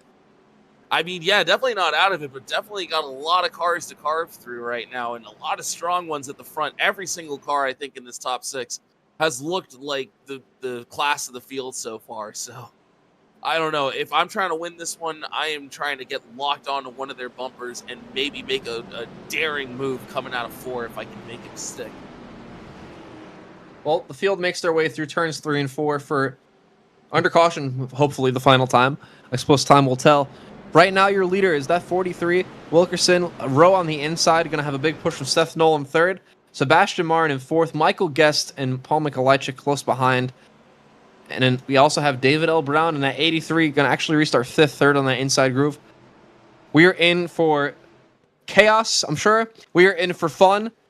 And I can't wait to watch it all play out. Thank you for tuning in. You're about to see a show through the tri-oval. The field all bunched up. Who's going to get the help? Who's going to win it all at Talladega? We're green. And once again, pretty good start from the outside there. 43 going to shoot out to the front. He has a choice if he wants to block the top or the bottom. I'm definitely staying at the top. That has worked most of this race. The one thing, though, if you're that 43, if you're Wilkerson, how do you put what just happened out of your mind? You just got turned sideways and held on. You have to think. You know what? I didn't wreck. That's how I look at it. I didn't wreck, so therefore I can make this work. As long as I got the right person pushing me, I'm not worried. As we come into turn 3. Ooh, that middle groove starting to form. Jake Nichols leading the way. Jason Wallach close behind that. Top groove going to migrate to the bottom. Michael Guest thinking about it as he gets the 49 loose. Wets down to the bottom. They're wrecking behind. They didn't wreck yet, though. We got the Caution's yellow. out. We got the yellow. Oh, and he's going to back it down. Not going to get hit again. Jamie Ritchie Price caught up in another one. I think that was Justin Malillo we saw also caught up in that. One of the Doritos liveries. I believe so, yeah. And Anthony, that makes it official. We are yet again going to have another attempt at this. Yippee! Who am I kidding? This is exciting. Look at the pace car driver whipping around there. Ain't no Jason Pace, but he knows what he's doing. Let's take a look. And you see, there was a bit of a checkup in the front after that 49 got free, and I think that might have gotten all the way to the back a little bit. Yeah, that was a ripple effect for sure. Yeah, you saw maybe the 50. Contact. The 53 appeared to maybe jump out of line to potentially avoid a wreck. It didn't end up materializing in, and unfortunately, Justin going to be one of the first to get hooked. Jamie Ritchie Price really not a part of making that caution and going to get caught up in it. Let's take a view here from the 00. This is Jake Poulin's view. See a little bit of contact there with 9. Yeah, the 15 honestly may have gotten into the 53 there. I believe that was the 15. And I think all 3 of those drivers were just victims of circumstance there. That's tough. Oh, you see the 15 does kind of skirt down the track a little bit. He didn't go very far, Cole did. But when you combine that with the 53 probably trying to find its way past on the high side there, it's just not a recipe for, unfortunately, everybody making it back clean. I don't think any of these cars are too torn up. I know Justin already had a little bit of damage on that car. And obviously so did Jamie after that recent caution. But they're going to probably have a chance to fix it here as we go to the pit road entry. Probably only those cars getting damage fixed. But one other thing, we talked about fuel. How much fuel do you really have? Some people probably didn't fill it all the way up on their last green flag stop, or their last stop. Great point, Kyle. Yeah, I like I said, you want to make sure you have enough for at least one overtime. But now we got the second overtime coming up. So you don't want to run out of fuel in the last lap, and that I get a little nervous about it now that we're approaching it. Well, that was attempt number 1. This is attempt number 2 coming up here. So this will be very standard operating procedure. We'll have 2 laps, and if we wreck on the first lap, we will try it one more time. But if we do get to that third attempt, Anthony, all hell is going to break loose, and that's putting it lightly. Easily, yeah. That's at that point, it's all hands on deck. Get what you can. Forget the person in front of you. I will push you as far as you are willing to go, and then I will be dumping you to the bottom. Oh man, this is going to be a very frisky restart, to say the least. Knowing what's on the line, what's at stake, I can only imagine we're going to get to the exact same spot, and somebody's going to be making an absolute Superman move again. Well, while we have a second here before we presumably choose this time, let's set the table. Sean Rowe, your leader right now in that 99, an up and down day. Seth Knoll had a big save earlier in that one car, able to keep it together right now in second, our current point leader in the chase-offs. Jacob Wilkerson, one of the dominant cars all day long in third in that 43. We just saw that 43 make that wild save in turn 4. David L. Brown, Sebastian Marin, Chris Wett, Michael Guest, Paul Mikolajczyk, Jaden Hopp, and Jake Nichols round out your top 10. That being said, though, there's a very realistic chance that your winner comes from even further back than that. I mean, there's a good chance that the person who's going to end up winning this race might not even be in the top 10. You never know with this. And genuinely speaking, at Talladega, anything can happen as we get to the choose. Highline. Yep. Okay, so that's going to bring the 83 to the inside on this restart. But a lot of cars choosing. Oh, I don't know if that one was legal. Very close to the V. We're going to have a lot of cars on the outside, and that's where the momentum is. That's where you want to be, in my opinion. So, genuinely speaking, If I'm on the bottom, if I'm the 83, I am really hoping that Chris Wetz and is that the 81 can just get me going. If I can at least stay side by side with the 99 of Sean Rowe, then I feel comfortable enough going into turn 3, knowing that, hey, this race could be mine. And take a look at the bottom. All 3 of those first 3 cars down there, all Fords. The Ford's notoriously a very flat front bumper, pardon me. So it's going to be a lot easier for them to give each other a pretty significant push. We haven't seen that play out a ton today, but on that high groove, on the contrary to that, we have a Toyota up there, a Ford, and then a Chevy behind that.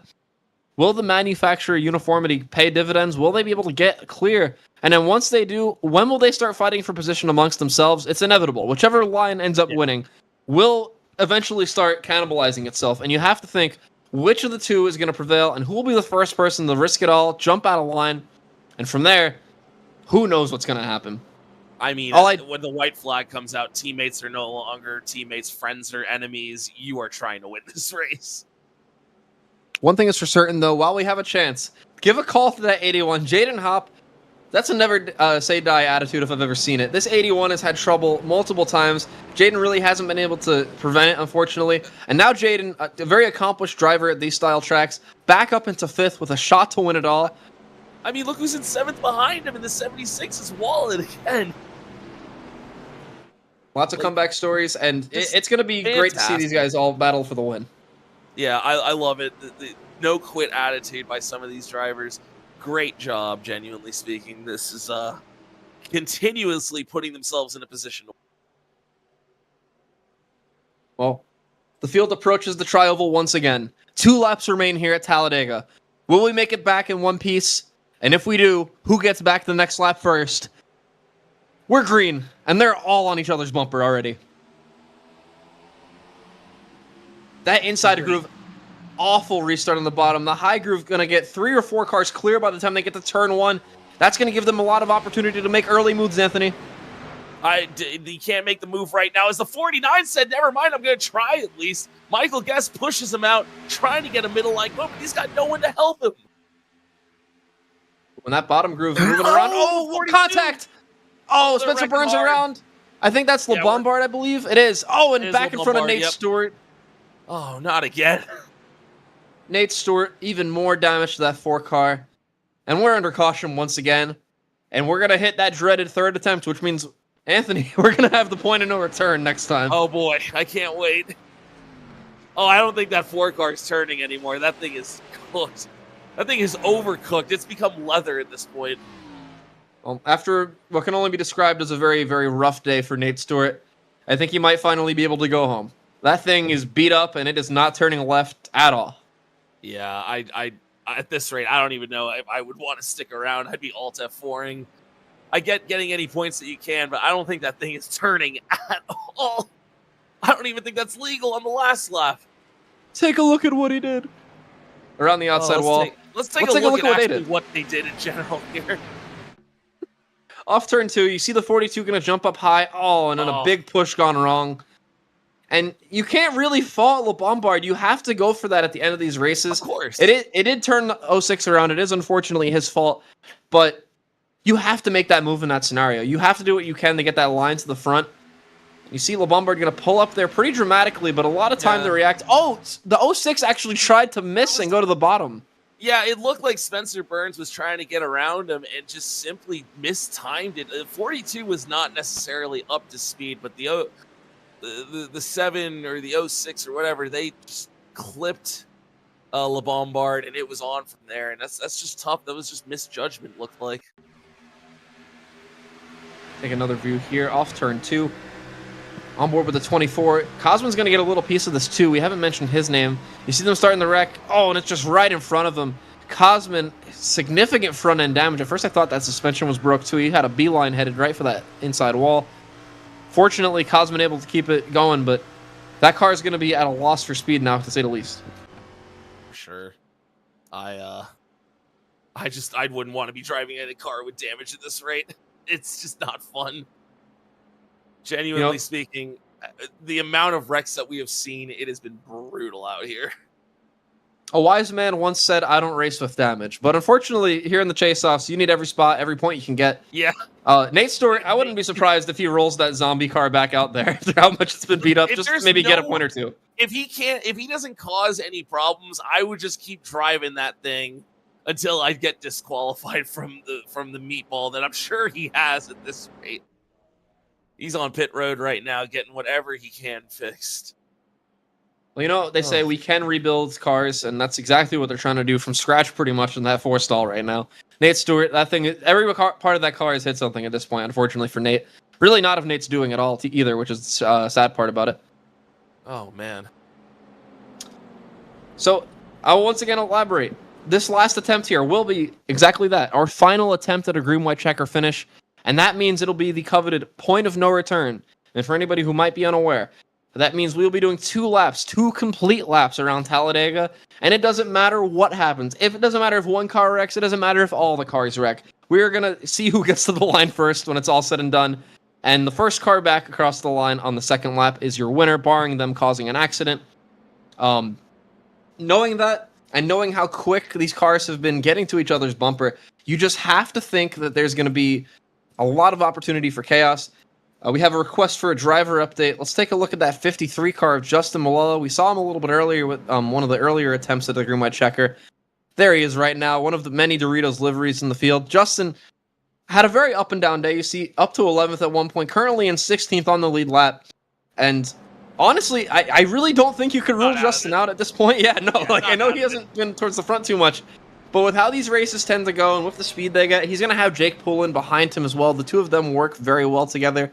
If they elect to pick the same line here at the choose, which we're approaching right now, he might have a real chance, Anthony. Oh, it looks like they're going to continue picking that high side. As they should. We'll see here. Looks like Sebastian, though, one of the stronger cars, choosing the bottom. This might be his best chance to try and win it. And we saw in that restart, they pulled out in front of Michael Guest and just it looked like they were going to get absolutely toppled back there. So take what you can, restart in the front. I don't think that 49 has any damage at all. So one of the strongest competitors and definitely one of the ones that I have been keeping an eye on all day. Well, pace car had a very busy day thus far. Pace car driver finally gonna take his 15-minute break here in a moment when he gets down to the pits. 2 laps are gonna settle it all. Sean Rowe, your leader. Sebastian Marin going to lead that inside group. Seth Knoll and David L. Brown close behind. Chris Wetz and Wilkerson in the third row, pardon me. Then you have Jaden Hopp, and I think that's Paul Mikolajczyk, that 4th car on the high side. Oh, yeah, so, I'd recognize that paint scheme anywhere. That is Paul. The next gen that's not the next gen. Having a great day so far. Right now in the top 10, look at that thing. That thing is built to trick the lasers in the inspection room, and it did just that, evidently. On the pole, up front right now. You know, I'm rooting for Paul. Paul's been very quiet today, hasn't caused a thing, and I'm rooting for the pole sitter. I'm rooting for a lot of these drivers, honestly, to just make it back in one piece. And thank you to those of you who tuned in to watch. 2 laps here. What a race you've seen. This has been one of the best FTF Cup races at Talladega I think I've ever seen in my entire life. This might just be one of the best Talladega races I've ever seen in my life across the board. And we still got 2 laps to settle it. We're not done yet. Oh, not even close, Kyle. You said it, though. This has been absolutely fantastic to be a part of. Thank you again for having me. I can't believe how crazy this has been. I mean, we've had 12 cautions. We've had 13 different leaders for 47 different lead changes, but feels like a lot more, genuinely speaking. They don't really like staying in position. They do not like staying behind each other. It has been complete and utter chaos, and we're going to at least get one more restart in here before we crown a winner. Well, the field all bunches up for their last attempt here at Talladega. 2 laps, just over 5 miles remaining. Who wins it all? Right now, see Seth Knoll warming up those tires. It's all going to be a matter of getting connected as we get to the restart zone. Right here through the middle of the tri-oval. And we're back underway. Seth right immediately on the back bumper of that 99, going to help get that car out ahead. And once again, the high side prevails. Yeah, 43 car of Wilkerson giving him a huge push right there as well. 49 may not be out of this, though. Especially if they get separated and it'll cause a third line right away. And watch them as they fan out down the backstretch. It's inevitable. You see, cars in the wall already. Justin Malello, who we just talked about in the wall. Oh, the somebody on their 26 side. upside down. Scotty Smith on his side. There's a lot of cars in that. We're going to have to take a look at a replay later. Right now, the 99 still out in front. A big push. I don't think that one car's been off his bumper yet. Off turn 4. Oh, the 49 might have a really good opportunity here if they can get a big push from that bottom line. The outside is so strong. But they're leaving the middle open, Anthony, and Jake Nichols is trying to lead the way. Now Wilkerson dives down there. Oh, Seth Knoll, I'm not sure he can make it. There's going to be no giving, all taking right now as we got 1 lap to go here at Talladega. They are 3x3 back there, and Paul Mikulajczyk, he is absolutely coming on the outside with Michael Guest. Look at the push up there. They got the leaders up there too now. When does Seth Knoll make the move? Does he wait till turn 4? Does he do it now because of the push behind? He's got Mikulajczyk on his rear bumper. I would take that if I can. No, he's going to stay behind him. All in line. The chess places are on the board. Who's going to make the final move? Off turn 4. Sean Rowe in the lead with Seth Knoll right at his bumper. Seth trying to look for a way around. He's Paul Mikulajczyk to the bottom. Gets turned below the yellow. He's able to bring it back up. Seth Knoll and Sean side by side to the line. Mikulajczyk to the bottom. Sean Rowe, the first one to the line. Gonna win the race. Second, I believe, Seth Knoll. And third is Paul Mikulajczyk. Let's take a look at scoring piles in here. That is correct. That is the top 3 finishers. Congratulations to Sean Rowe. Controversy early, getting caught up in a mess not of his own making. Gonna win this race in a fantastic 3-wide photo finish to the line. I don't know how Paul Mikulajczyk found a way underneath that 99, but he did. The 3 of them came across the line side by side. Oh. He muscled his way under there, didn't he, Kyle? I thought that Paul Mikulajczyk was absolutely going to end up winning this race. Or at the very least, we were going to have a situation where the leaders were all going to be turned. That was unbelievable racing. I need to see a replay of that one because that was close. Well, this is where it all went wrong initially. Oh, you see right up there, it looks like Joe Armstrong got up on top of the 53 of Justin Malello. Yeah, I'm not sure Justin knew, and then you saw the 23 there. Yes, Scotty got up on his side almost. That car nearly went over. Ashley Kolonix caught up in another one. Yeah, Justin just had no clue that was happening, unfortunately. See, Cole Fralick got a part of that. Wow, the 23 is so lucky not to have tumbled after that. One thing I liked about that wreck is we kept that car on the ground. Coming to the white flag here, and I mean, they are side by side. I would have thought the 43 was taking out Seth Noel there. That was very, very close racing, but right here, they get a huge amount of momentum from Wilkerson, and they see what's coming at the top, and Seth Noel and 99 of Rowe block it, and just at this point, they are able to separate themselves from the rest of the pack. This is pretty much all that we know that are available to win. Excuse me. That have the chance to win. You see, locked together there. I think Seth was trying to get that tandem going, maybe make it a one-on-one here coming to the line. But then they get a little bit squirrely here off 4. You see Mikulajczyk goes to block Guest and does, and that shot that 77 forward, a huge momentum boost. Seth Knoll side drafting the 99. That's actually what got all these cars together here. And you see the car towards the back, wrecking across the line. The 48, Art Reimer, nearly goes over as well. That car also going to land back on the ground. But look at this move. You're going to see the one side draft there, and then Mikulajczyk, the bump and the pass didn't have to go below the yellow line at all. That's awesome. My God, is that Jake Pullen finishing in 4th there, too, with the amount of wrecks I saw him in? What a day. It's been a day for overcoming obstacles, Anthony, and we saw many a driver do that. What a show. What a race. What a race, indeed. That was absolutely insane. Looking at our results here, Sean Rowe, your winner. Seth Knoll comes home 2nd. Paul Mikulajczyk 3rd. Jacob A. Wilkerson 4th. Jake Pullen 5th. Then we have Daniel Falkingham, Michael Guest, Jake Nichols, Chris Wetz, and Michael P. Frisch. 5 chase-off drivers all in a row completing our top 10. In 11th, we have Sebastian Marin, who had a great day today. Another chase competitor, David L. Brown, in 12th. Jaden Hopp, who was involved in a bunch of accidents, in 13th. Same with Jason Wallet in 14th. Great recovery. Art Reimer, great recovery for 15th. Nathan Rabideau in 16th. Brian Zabelski. Zabelski. My apology. Cosman in the 24, finishing in 18th.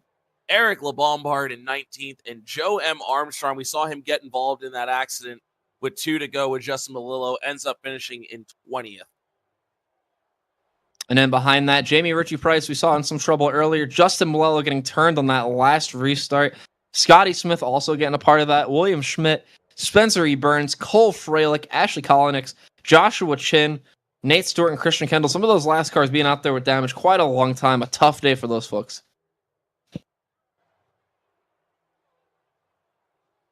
Excuse me. Rounding out the field, we have Sean M. Butler, 31st.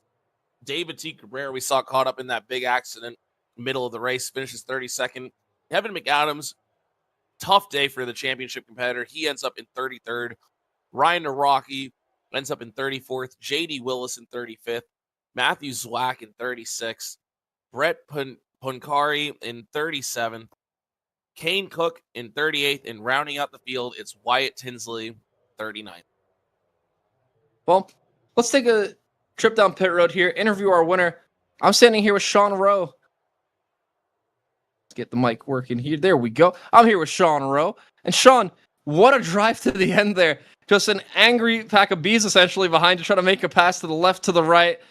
Mikolajczyk with the bump to the tri-oval. Tell me, how did you put it together and what was that like from your perspective? It was scary. I thought I was done when I was leading off of 4. Usually you don't see the leader hold on too well, especially in the Gen 6 package where the second car can just dump the air on you once they pull out of line. But dude, I probably didn't take my eyes off the mirror the entire last 2 laps. I was just watching that thing, and luckily when I pulled low in the tri-oval, I got a push just before Seth could quite get near me, and that secured it for me.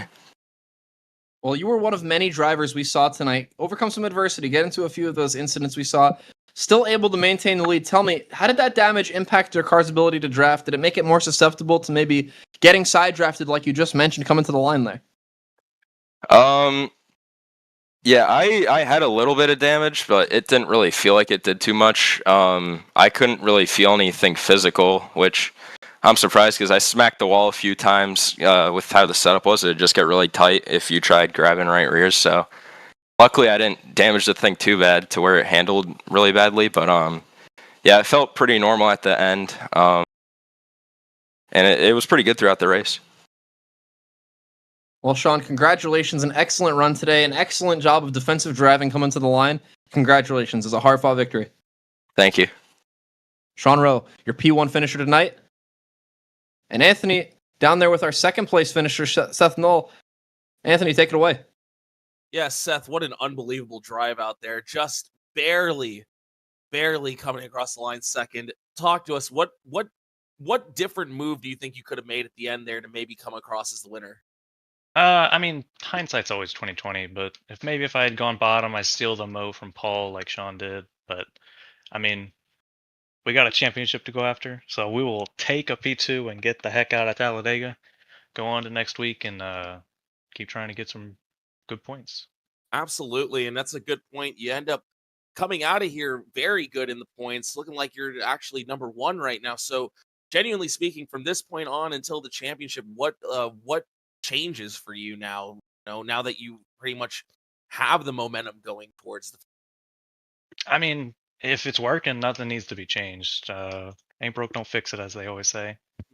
But I mean, we just need to keep having good pace. I know we got a couple tracks. Martinsville is going to be chaos again, like we saw tonight. We'll see if we can manage that and maybe come out with a win, maybe come out with the top 5 and just try and manage our own race, not necessarily go out there and beat ourselves every week and just top 5 our way into it.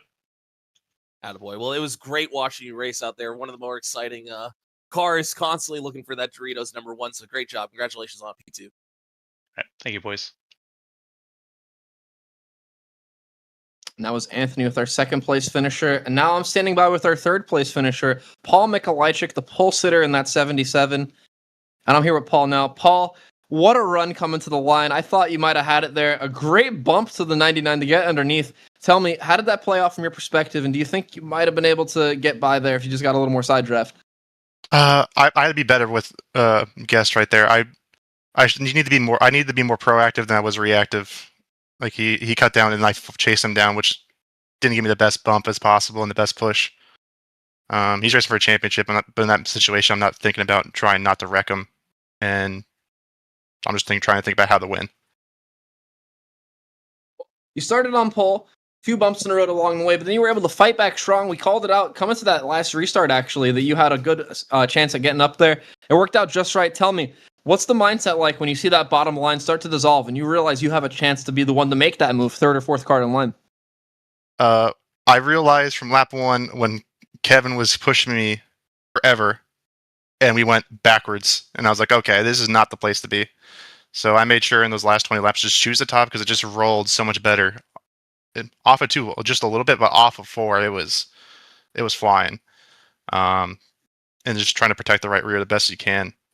The bottom, I can't believe how bad it was, to be honest. We definitely saw that play out a lot throughout the night, but nonetheless, an excellent drive, especially at the end there. What a remarkable charge in that last restart attempt. Great job, Paul. Congratulations on your third place finish. Thank you. That was Paul Mikolajczyk, your third place finisher tonight, rounding out the podium. An excellent drive for all of our podium finishers, and what a race to watch, Anthony. We saw an absolute classic. That was cinema. It doesn't really get better than that. That was a banger. That was so much fun. I'm glad I could be a part of that. Just genuinely speaking, once they started cleaning it up, the racing was still absolutely electrifying the entire time. They were not stagnant. They did not want to race boring at all. They were absolutely just putting all their cards on the table, and what a finish. Congratulations again to Mr. Rowe. Just fantastic race, fantastic finish, and overall just one of the more fun races I've been a part of. Thank you again. And results are in fact official, so we can give you a points update. And that means Seth Knoll, unsurprisingly, after his second place finish, still your point leader in the chase-offs. In second, Michael Guest, it appears to be 20 points behind right now. Jake Nichols going to fall down to third, 21 points behind, and then 25 back after that drive we saw today. Daniel Falkingham in fourth. Wetz climbs up to fifth. Frisch going to be sixth in the standings right now. David L. Brown up to seventh. Nate Stewart, after the tumultuous day, going to drop 4 spots in the standings with an unfortunate result. And Josh Chim behind, going to also lose 3 spots down to ninth. Kevin McAdams with the trouble we saw he faced earlier. Kevin McAdams, unfortunately, is going to be 10th in the standings still after Talladega's conclusion. But we're not done yet. We got 3 races left here in the Barr Visuals Cup Series. Next week, we're going to be at Martinsville, pardon me, for the third to last race. And then after that, we have our final 2 in November. Rockingham, the second to last race, followed by Homestead, the season finale. So still a lot of opportunity for people to make up points, a lot of fun to be had, and a lot of great racing to be aired here on FTFGG. I hope you'll be with us. For Anthony Dietrich, for Zach Johnson, and for Kyle Riley, myself, thank you for watching, and have an incredible night.